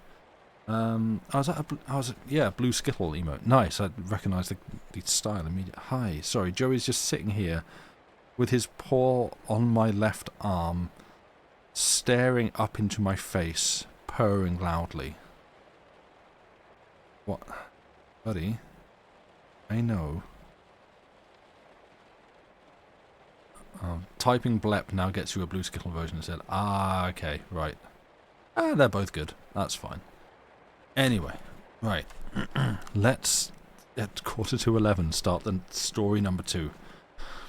You have been content warned. There is a link posted at the top of chat if you wish to read along.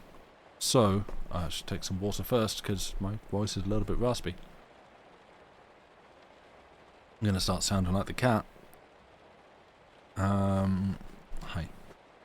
There you go, kiss on the top of the head for the start of the story. Let us begin. The Facts in the Case of Monsieur Valdemar by Edgar Allan Poe. Of course I shall not pretend to consider it any matter for wonder that the extraordinary case of Monsieur Valdemar has excited discussion. It would have been a miracle had it not, especially under the circumstances. Through the desire of all parties concerned to keep the affair from the public, at least for the present, or until we had further opportunities for investigation, through our endeavours to effect this, a garbled or exaggerated account made its way into society and became the source of many unpleasant misrepresentations and, very naturally, of a great deal of disbelief. It is now rendered necessary that I give the facts, as far as I comprehend them myself. They are succinctly these. My attention for the last 3 years has been repeatedly drawn to the subject of mesmerism, and about 9 months ago it occurred to me, quite suddenly, that in the series of experiments made hitherto there had been a very remarkable and most unaccountable, thank you, Joey, omission. No person had as yet been mesmerized in articulo mortis. It remained to be seen, first, whether in such condition there existed in the patient any susceptibility to the magnetic influence. Secondly, whether, if any existed, it was impaired or increased by the condition. Thirdly, to what extent or for how long a period the encroachments of death might be arrested in the process, by the process.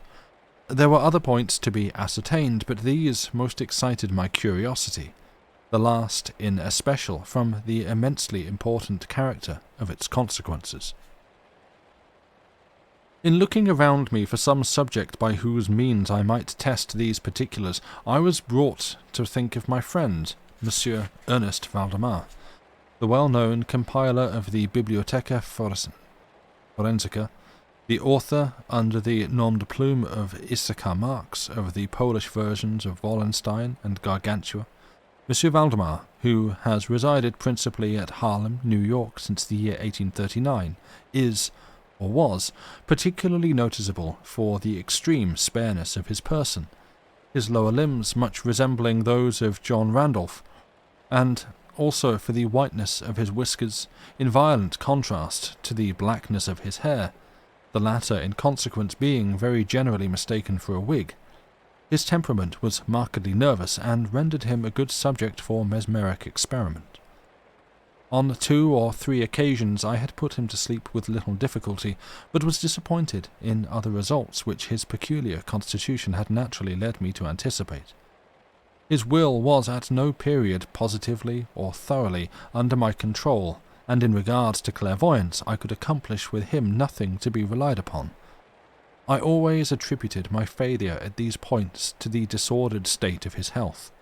For some months previous to my becoming acquainted with him, his physicians had declared him in a confirmed phthisis.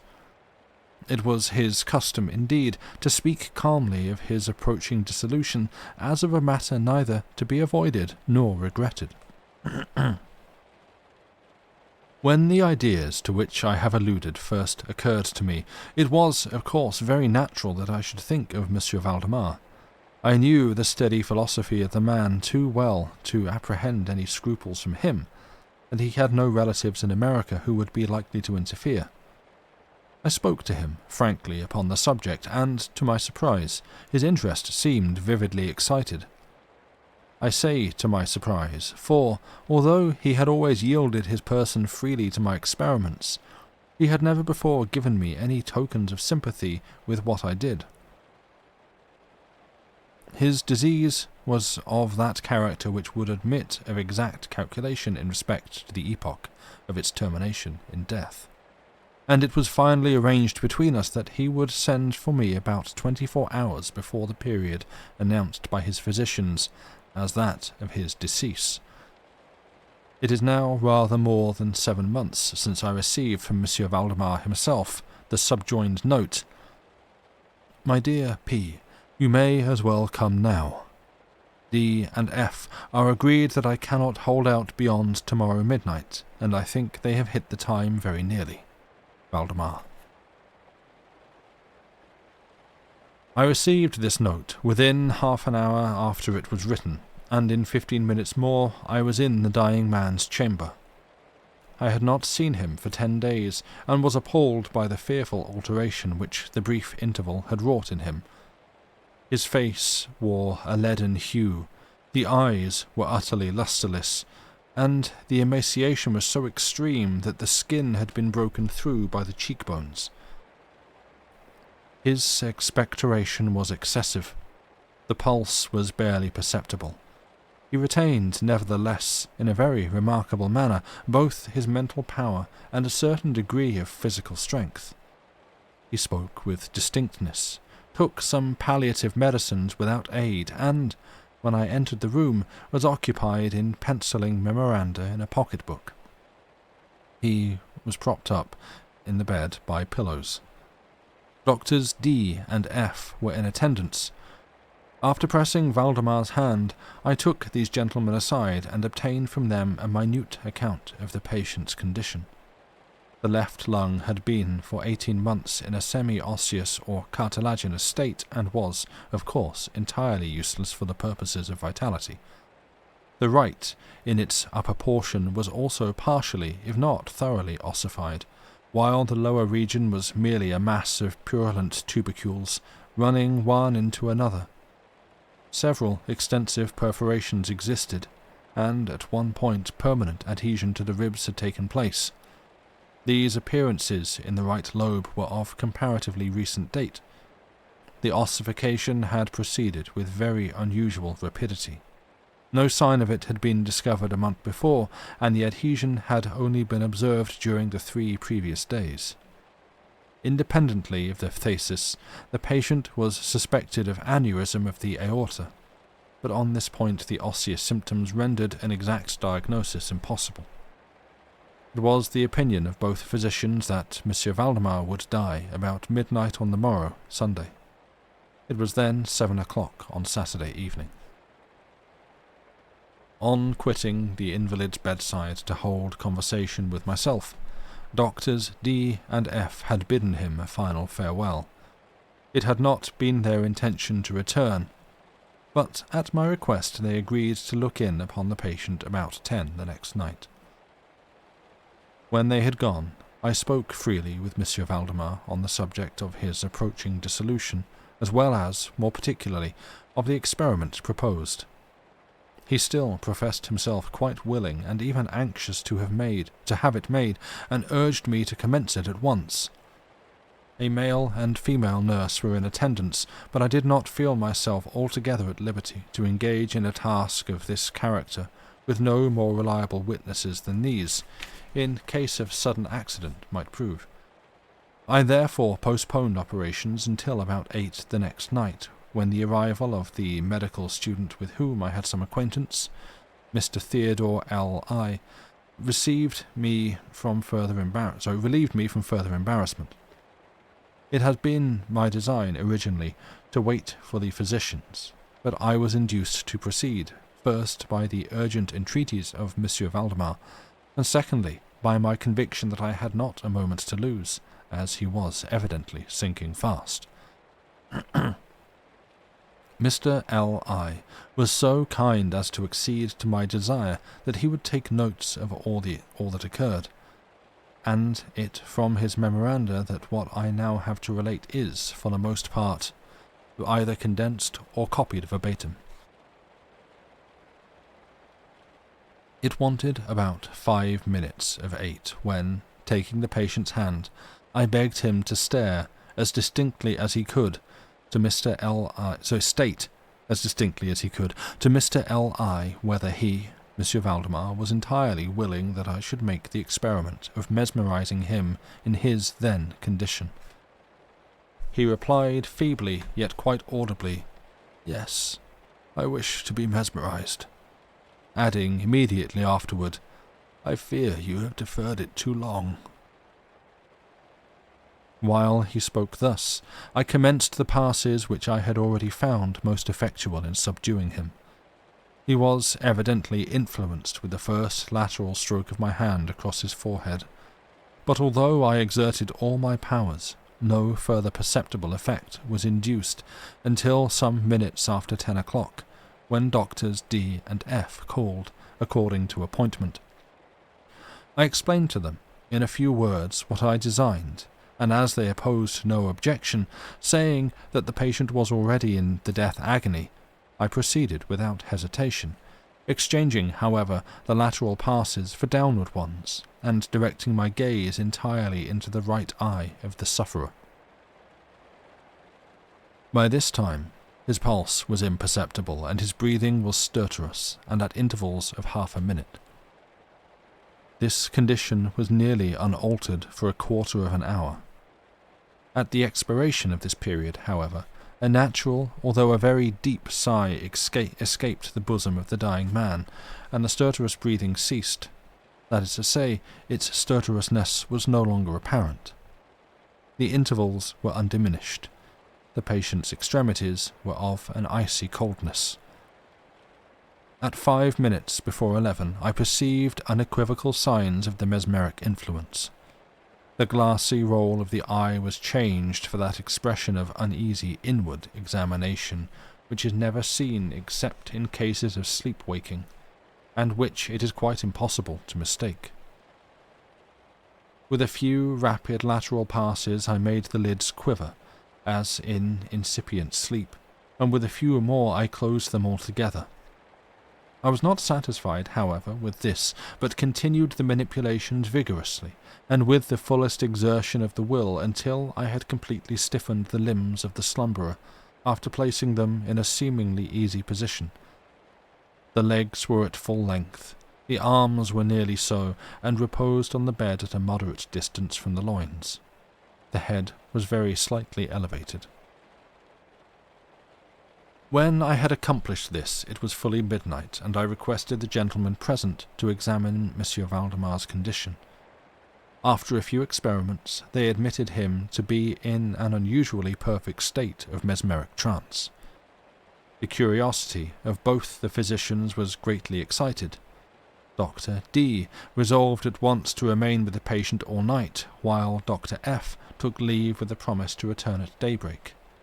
Mr. L.I. and the nurses remained.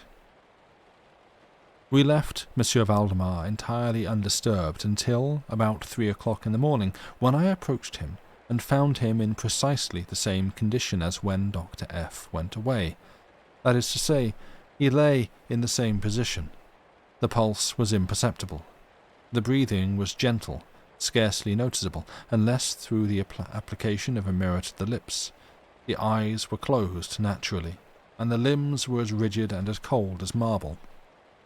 Still, the general appearance was certainly not that of death. As I approached Monsieur Valdemar, I made a kind of half-effort to influence his right arm into pursuit of my own, as I passed the latter gently to and fro above his person. In such experiments with this patient I had never perfectly succeeded before, and assuredly I had little thought of succeeding now. But to my astonishment his arm very readily, although feebly, followed every direction I assigned it with mine. I determined to hazard a few words of conversation. "Monsieur Valdemar," I said, "are you asleep?" He made no answer, but I perceived a tremor about the lips, and was thus induced to repeat the question again and again. At its third repetition, his whole frame was agitated by a very slight shivering. The eyelids unclosed themselves so far as to display a white line of a ball. The lips moved sluggishly, and from between them, in a barely audible whisper, issued the words, "Yes, sleep now. Do not wake me. Let me die so." I here felt the limbs and found them rigid as ever. The right arm, as before, obeyed the direction of my hand. I questioned the sleep-waker again. "Do you still feel pain in the breast, Monsieur Valdemar?" The answer now was immediate, but even less audible than before. "No pain. I am dying." I did not think it advisable to disturb him further just then, and nothing more was said or done until the arrival of Dr. F, who came a little before sunrise, and expressed unbounded astonishment at finding the patient still alive. After feeling the pulse and applying a mirror to the lips, he requested me to speak to the sleep-waker again. I did so, saying, "Monsieur Valdemar, do you still sleep?" As before, some minutes elapsed ere a reply was made, and during the interval the dying man seemed to be collecting his energies to speak. At my fourth repetition of the question, he said, very faintly, almost inaudibly, "Yes, still asleep. Dying." It was now the opinion, or rather the wish of the physicians, that Monsieur Valdemar should be suffered to remain undisturbed in his present, apparently tranquil condition until death should supervene. And this, it was generally agreed, must now take place within a few minutes. I concluded, however, to speak to him once more, and merely repeated my previous question. While I spoke, there came a marked change over the countenance of the sleep-waker. The eyes rolled themselves slowly open, the pupils disappeared upwardly, the skin generally assumed a cadaverous hue, resembling not so much parchment as white paper, and the circular hectic spots which, hitherto, had been strongly defined in the centre of each cheek, went out at once. I use this expression because the suddenness of their departure put me in mind of nothing so much as the extinguishment of a candle by a puff of the breath. The upper lip, at the same time, writhed itself away from the teeth, which it had previously covered completely. while the lower jaw fell with an audible jerk, leaving the mouth widely extended, and disclosing in full view the swollen and blackened tongue. I presume that no member of the party then present had been unaccustomed to deathbed horrors, but so hideous beyond conception was the appearance of Monsieur Valdemar at this moment that there was a general shrinking back from the region of the bed. I now feel that I have reached a point of this narrative at which every reader will be startled into positive disbelief. It is my business, however, simply to proceed. There was no longer the faintest sign of vitality in Monsieur Valdemar, and, concluding him to be dead, we were consigning him to the charge of the nurses, when a strong vibratory motion was observable in the tongue. This continued for perhaps a minute. At the expiration of this period there issued from the distended and motionless jaws a voice, such as it would be madness in me to attempt describing. There are, indeed, 2 or 3 epithets which might be considered as applicable to it in parts. I might say, for example, that the sound was harsh and broken and hollow, but the hideous whole is indescribable for the simple reason that no similar sounds have ever jarred upon the ear of humanity.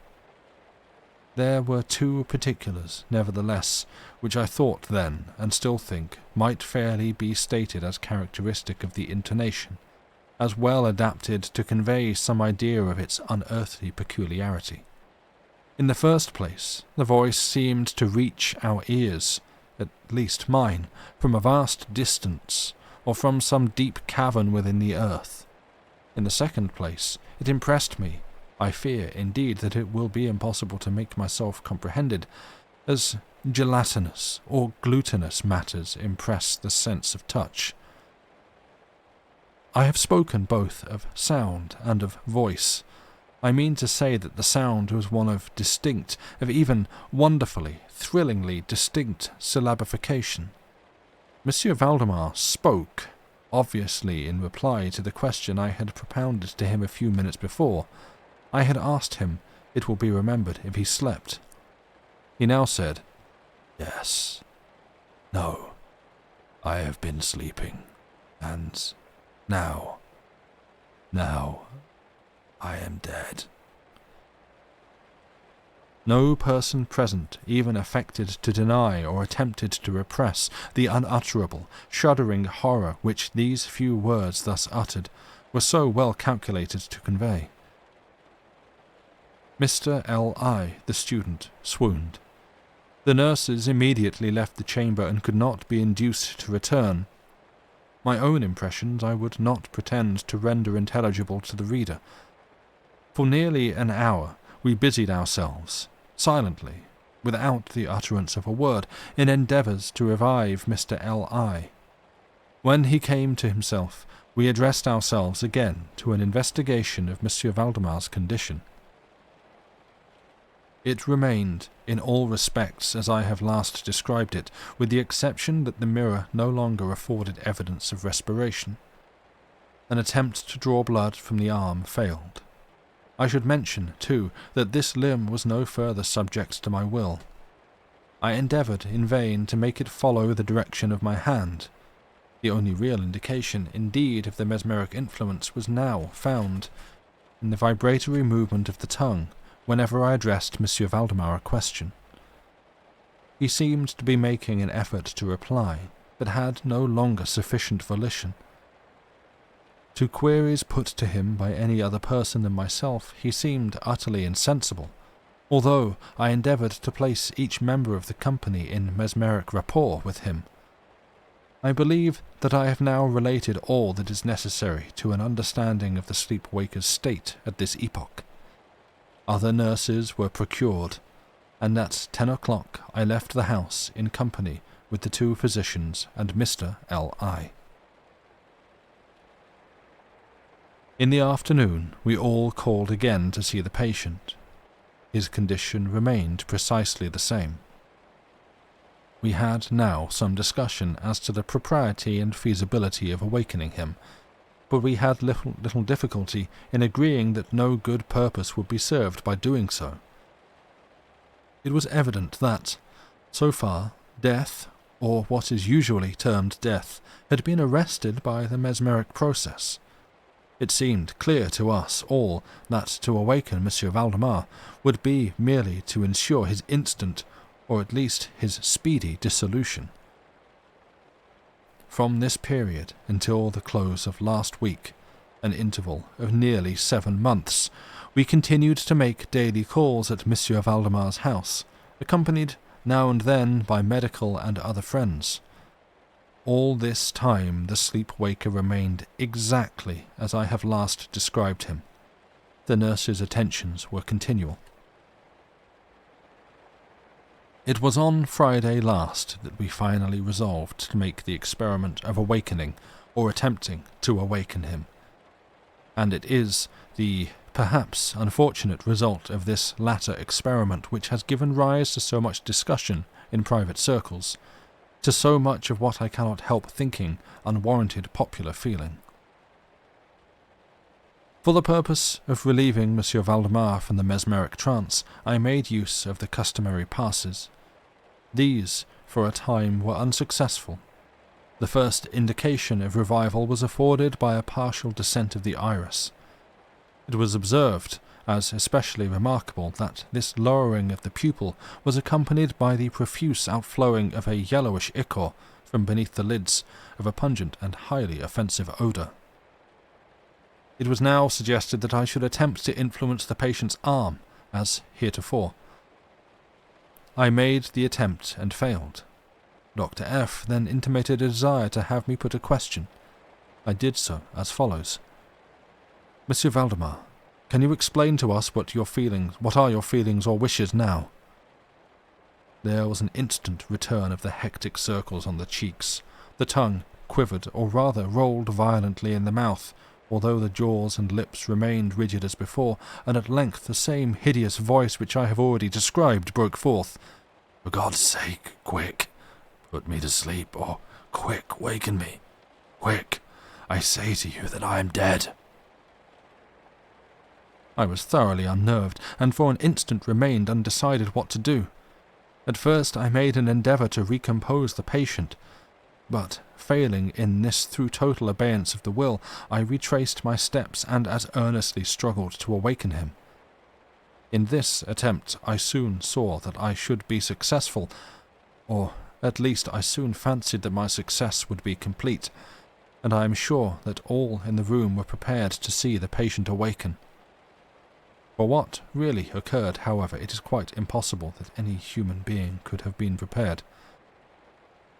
As I rapidly made the mesmeric passes, amid exclamations of "Dead! Dead!" absolutely bursting from the tongue and not from the lips of the sufferer, the whole frame at once, within the space of a single minute or even less, shrunk, crumbled, absolutely rotted away beneath my hands. Upon the bed, before that whole company, there lay a nearly liquid mass of loathsome, of detestable putridity. The end. Ew, it's gross. Sorry. Yeah, that one's deeply unpleasant. Sorry. It's I mean I did warn at the start, like this. Yeah, this one. Yeah. Oh, no one's eating. Yeah, that's. Don't. Yeah. Just let him die. Yeah, right. Like that's. Yeah, I'm not gonna revisit it, but even that was like some of the things are gonna make me retch. You're eating, but it's fine. Okay, well, more power to you. Yeah, that one. Let's just move on to something a little bit cheerier. In case people want to read along, we've done this one on stream before. This will be The Telltale Heart. It's a fun one.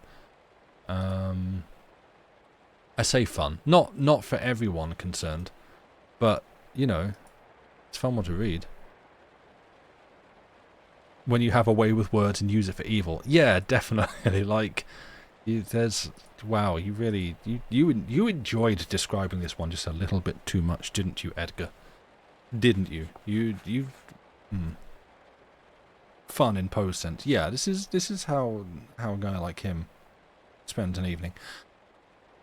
Anyway, it's 12:15. So 12? No, 11:15. Sorry, jump scare everyone. No, it's not that late. It's this late.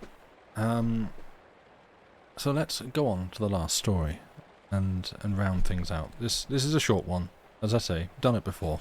It was fun. I enjoyed it a lot before. Let's see if I can enjoy it again.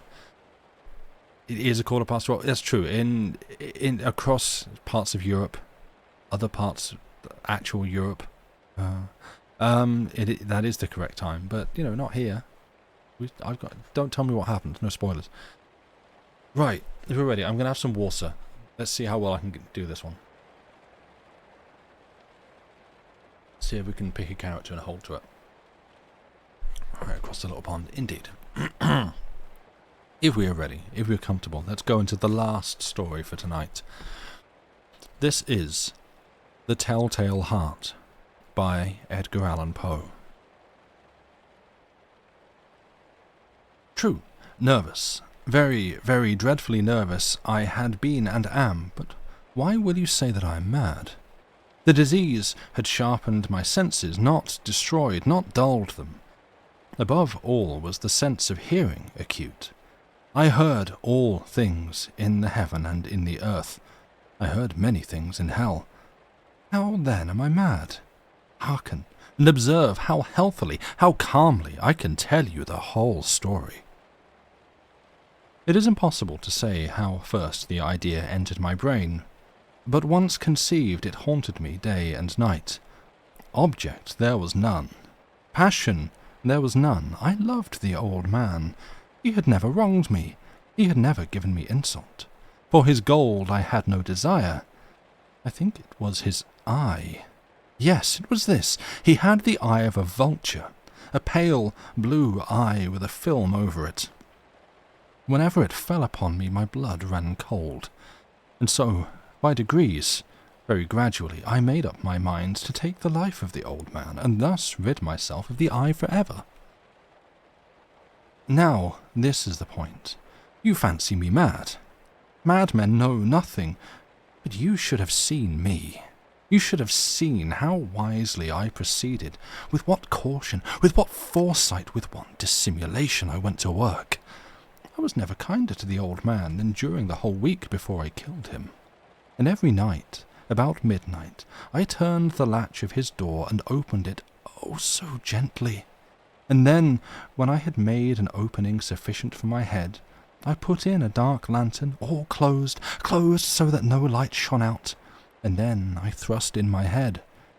Oh, you would have laughed to see how cunningly I thrust it in. I moved it slowly, very slowly, so that I might not disturb the old man's sleep. It took me an hour to place my whole head within the opening so far that I could see him as he lay upon his bed. Would a madman have been so wise as this? And then, when my head was well in the room, I undid the lantern cautiously. Oh, so cautiously. Cautiously, for the hinges creaked, I undid it just so much that a single thin ray fell upon the vulture eye. And this I did for 7 long nights, every night just at midnight, but I found the eye always closed, and so it was impossible to do the work. For it was not the old man who vexed me, but his evil eye. And every morning when the day broke, I went boldly into the chamber and spoke courageously to him, calling him by name in a hearty tone, and inquiring how he had passed the night. So you see, he would have been a very profound old man indeed to suspect that every night, just at 12, I looked in upon him while he slept. Upon the 8th night, I was more than usually cautious in opening the door. A watch's minute hand moves more quickly than did mine. Never before that night had I felt the extent of my own powers, of my sagacity. I could scarcely contain my feelings of triumph. To think that there I was, opening the door little by little, and he not even to dream of my secret deeds or thoughts. I fairly chuckled at the idea. and perhaps he heard me, for he moved on the bed suddenly as if startled. Now you may think that I drew back, but no. His room was as black as pitch in the thick darkness, for the shutters were close fastened through fear of robbers, and so I knew that he could not see the opening of the door, and I kept pushing it on steadily. I had my head in, and was about to open the lantern when my thumb slipped upon the tin fastening, and the old man sprang up in bed, crying out, "Who's there?" I kept quite still and said nothing. For a whole hour I did not move a muscle, and in the meantime I did not hear him lie down. He was still sitting up in the bed, listening, just as I have done night after night, hearkening to the death watches in the wall. Presently I heard a slight groan, and I knew it was the groan of mortal terror. It was not a groan of pain or of grief, oh no. It was the low, stifled sound that arises from the bosom of the soul when overcharged with awe. I knew the sound well. Many a night, just at midnight, when all the world slept, it has welled up from my own bosom, deepening with its dreadful echo the terrors that distracted me. I say I knew it well. I knew what the old man felt and pitied him, although I chuckled at heart. I knew that he had been lying awake ever since the first slight noise, when he had turned in the bed. His fears had been ever growing upon him. He had been trying to fancy them causeless, but could not. He had been saying to himself, "It is nothing but the wind in the chimney, it is only a mouse crossing the floor," or "It is merely a cricket which has made a single chirp." Yes, he had been trying to comfort himself with these suppositions, but he had found all in vain. All in vain, because death, in approaching him, had stalked with his black shadow before him and enveloped the victim. And it was the mournful influence of the unperceived shadow that caused him to feel, although he neither saw nor heard, to feel the presence of my head within the room. When I had waited a long time, very patiently, without hearing him lie down, I had resolved to open a little, very, very little crevice in the lantern. So I opened it. You cannot imagine how stealthily, until at length a single dim ray, like the thread of the spider, shot out from the crevice and fell upon the vulture eye. It was open, wide open, and I grew furious as I gazed upon it. I saw it with perfect distinctness, all a dull blue with a hideous veil over it that chilled the very marrow in my bones, but I could see nothing else of the old man's face or person, for I had directed the ray as if by instinct, precisely upon the damned spot. And now have I not told you what you mistook for madness is but over-acuteness of the senses? Now, I say, there came to my ears a low, dull, quick sound, that such as a watch makes when enveloped in cotton. I knew that sound well, too. It was the beating of the old man's heart. It increased my fury as the beating of a drum stimulates the soldier into courage. But even yet I refrained and kept still. I scarcely breathed. I held the lantern motionless. I tried how steadily I could maintain the ray upon the eye. Meantime the hellish tattoo of the heart increased. It grew quicker and quicker and louder every instant. The old man's terror must have been extreme. It grew louder, I say louder, every moment. Do you mark me well? I have told you that I am nervous. So I am. Now, at the dead hour of the night, amid the dreadful silence of that old house, so strange a noise as this excited me to uncontrollable terror. Yet, for some minutes longer I refrained and stood still. But the beating grew louder. I thought the heart must burst. And now a new anxiety seized me. The sound would be heard by a neighbour. The old man's hour had come. With a loud yell, I threw open the lantern and leaped into the room.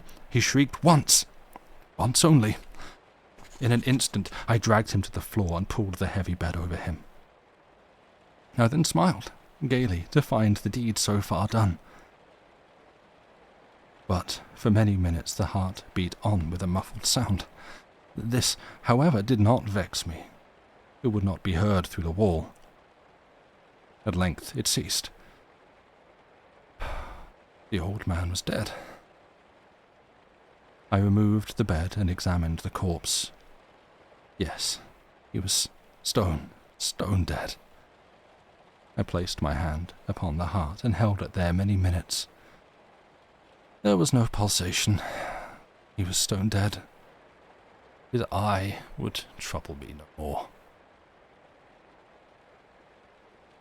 If you still think me mad, you will think so no longer when I describe the wise precautions I took for the concealment of the body. The night waned, and I worked hastily, but in silence. First of all, I dismembered the corpse. I cut off the head, and the arms, and the legs. I then took up 3 planks from the flooring of the chamber and deposited all between the scantlings. I then replaced the boards so cleverly, so cunningly, that no human eye, not even his, could have detected anything wrong. And there was nothing to wash out, no stain of any kind, no blood spot whatever. I had been too wary for that. The tub had caught it all. Ha ha ha ha! When I had made an end of these labours, it was 4 o'clock, still dark as midnight. As the bell sounded the hour, there came a knocking at the street door. I went down to open it with a light heart, for what had I now to fear? There entered 3 men who introduced themselves with perfect suavity as officers of the police. A shriek had been heard by a neighbour during the night. Suspicion of foul play had been aroused, information had been lodged at the police office, and they, the officers, had been deputed to search the premises. I smiled, for what had I to fear? I bade the gentleman welcome. The shriek, I said, was my own in a dream. The old man I mentioned was absent in the country. I took my visitors all over the house. I bade them search well. I led them at length to his chamber. I showed them his treasures, secure, undisturbed. In the enthusiasm of my confidence, I brought chairs into the room and desired them here to rest from their fatigues, while I myself, in the wild audacity of my perfect triumph, placed my own seat upon the very spot which reposed the corpse of the victim. The officers were satisfied. My manner had convinced them. I was singularly at ease. They sat, and while I answered cheerily, they chatted of familiar things. But ere long I felt myself getting pale, and wished them gone. My head ached, and I fancied a ringing in my ears, but still they sat and chatted. The ringing became more distinct. It continued and became more distinct. I talked more freely to get rid of the feeling, but it continued and gained definiteness until, at length, I found the noise was not within my ears. No doubt I now grew very pale, but I talked more fluently and with a heightened voice.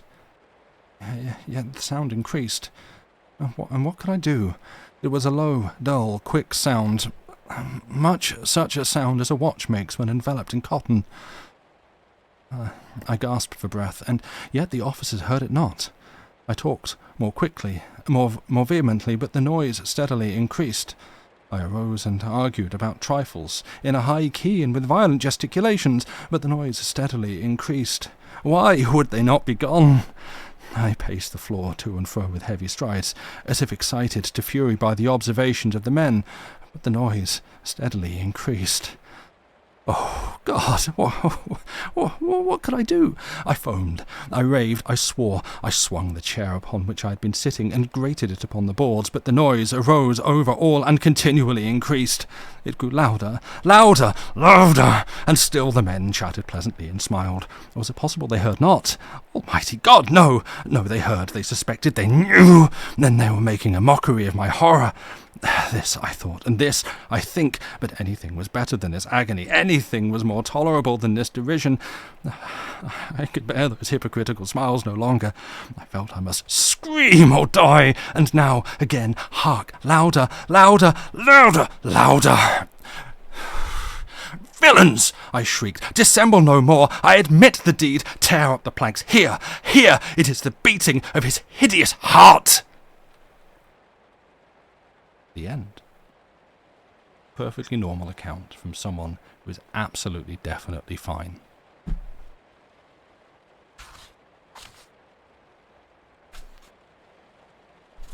And there we go. That's a Telltale Heart. Thank you. That is to me a fun performance. No insanity spot at all. No, perfectly fine. Having a normal one. Just me and the old man chilling. Yeah, I enjoy that one. It's fun. It's good. But yeah, it's now 11:30 or 12:30 or 12:30 other times. You know, it's 4:20 somewhere in the world. So I'm gonna go. I'm gonna take off. You've heard me read this one before and been impressed both times. Well done. Thank you. Yeah, I don't know why that one particularly. I feel like. Hey, I don't know why that one in particular. I really feel like I can throw myself into the character and just let it rip. But hey, maybe that's something I can talk through with my therapist who doesn't exist. Who knows? But I'm normal. Just don't have any weird eyes around me, alright? Forgot about Duolingo, time flew by. Oh no! Yeah, like, it's just, it flows really well, just like the character just switching between like, oh, I'm so good and smart. I'm the best. Look how cautiously, look how still I can stand. Look how I can stand for an hour. That's, could a crazy person stand still for an hour? No. Could a depressed person make this? Yeah, I like, and it's short as well, so you can just throw it out and go on. But yeah, I'm gonna go. I'm gonna take off. Is there someone raid over to? Probably not. Maybe. Oh, I don't know. Oh, Vase Synchronicity is on. They are someone that we've raided before when we were checking the new what's this writing and reading topic, which Twitch has kindly bestowed upon us. It's super cool. So yeah, we found them. So I'm gonna send you over to them. They are cool. They also do reading. Last time we went, they were reading Pratchett. This time, what is it? Sparkle on viewers book art. I don't know what that means, but yeah, they're a cool streamer. So we're gonna go over and say hi. Check them a follow. They are good. I have. And did I nail that name first time? Let's find out. Yeah, look at me go. Oh yeah. You've been checking now and then, hoping for more going postal. Ah, I see. Nice. Yeah, we're going to go over that. And I'm going to go. Thank you all for being here, for listening. I hope you have enjoyed it. It's nice to be back after missing out for the last few weeks. In theory, is Lucy reading on Wednesday? I don't know. We'll probably tell you on the Discord if she's not around, because, you know, closing out the stream on a raid and stuff.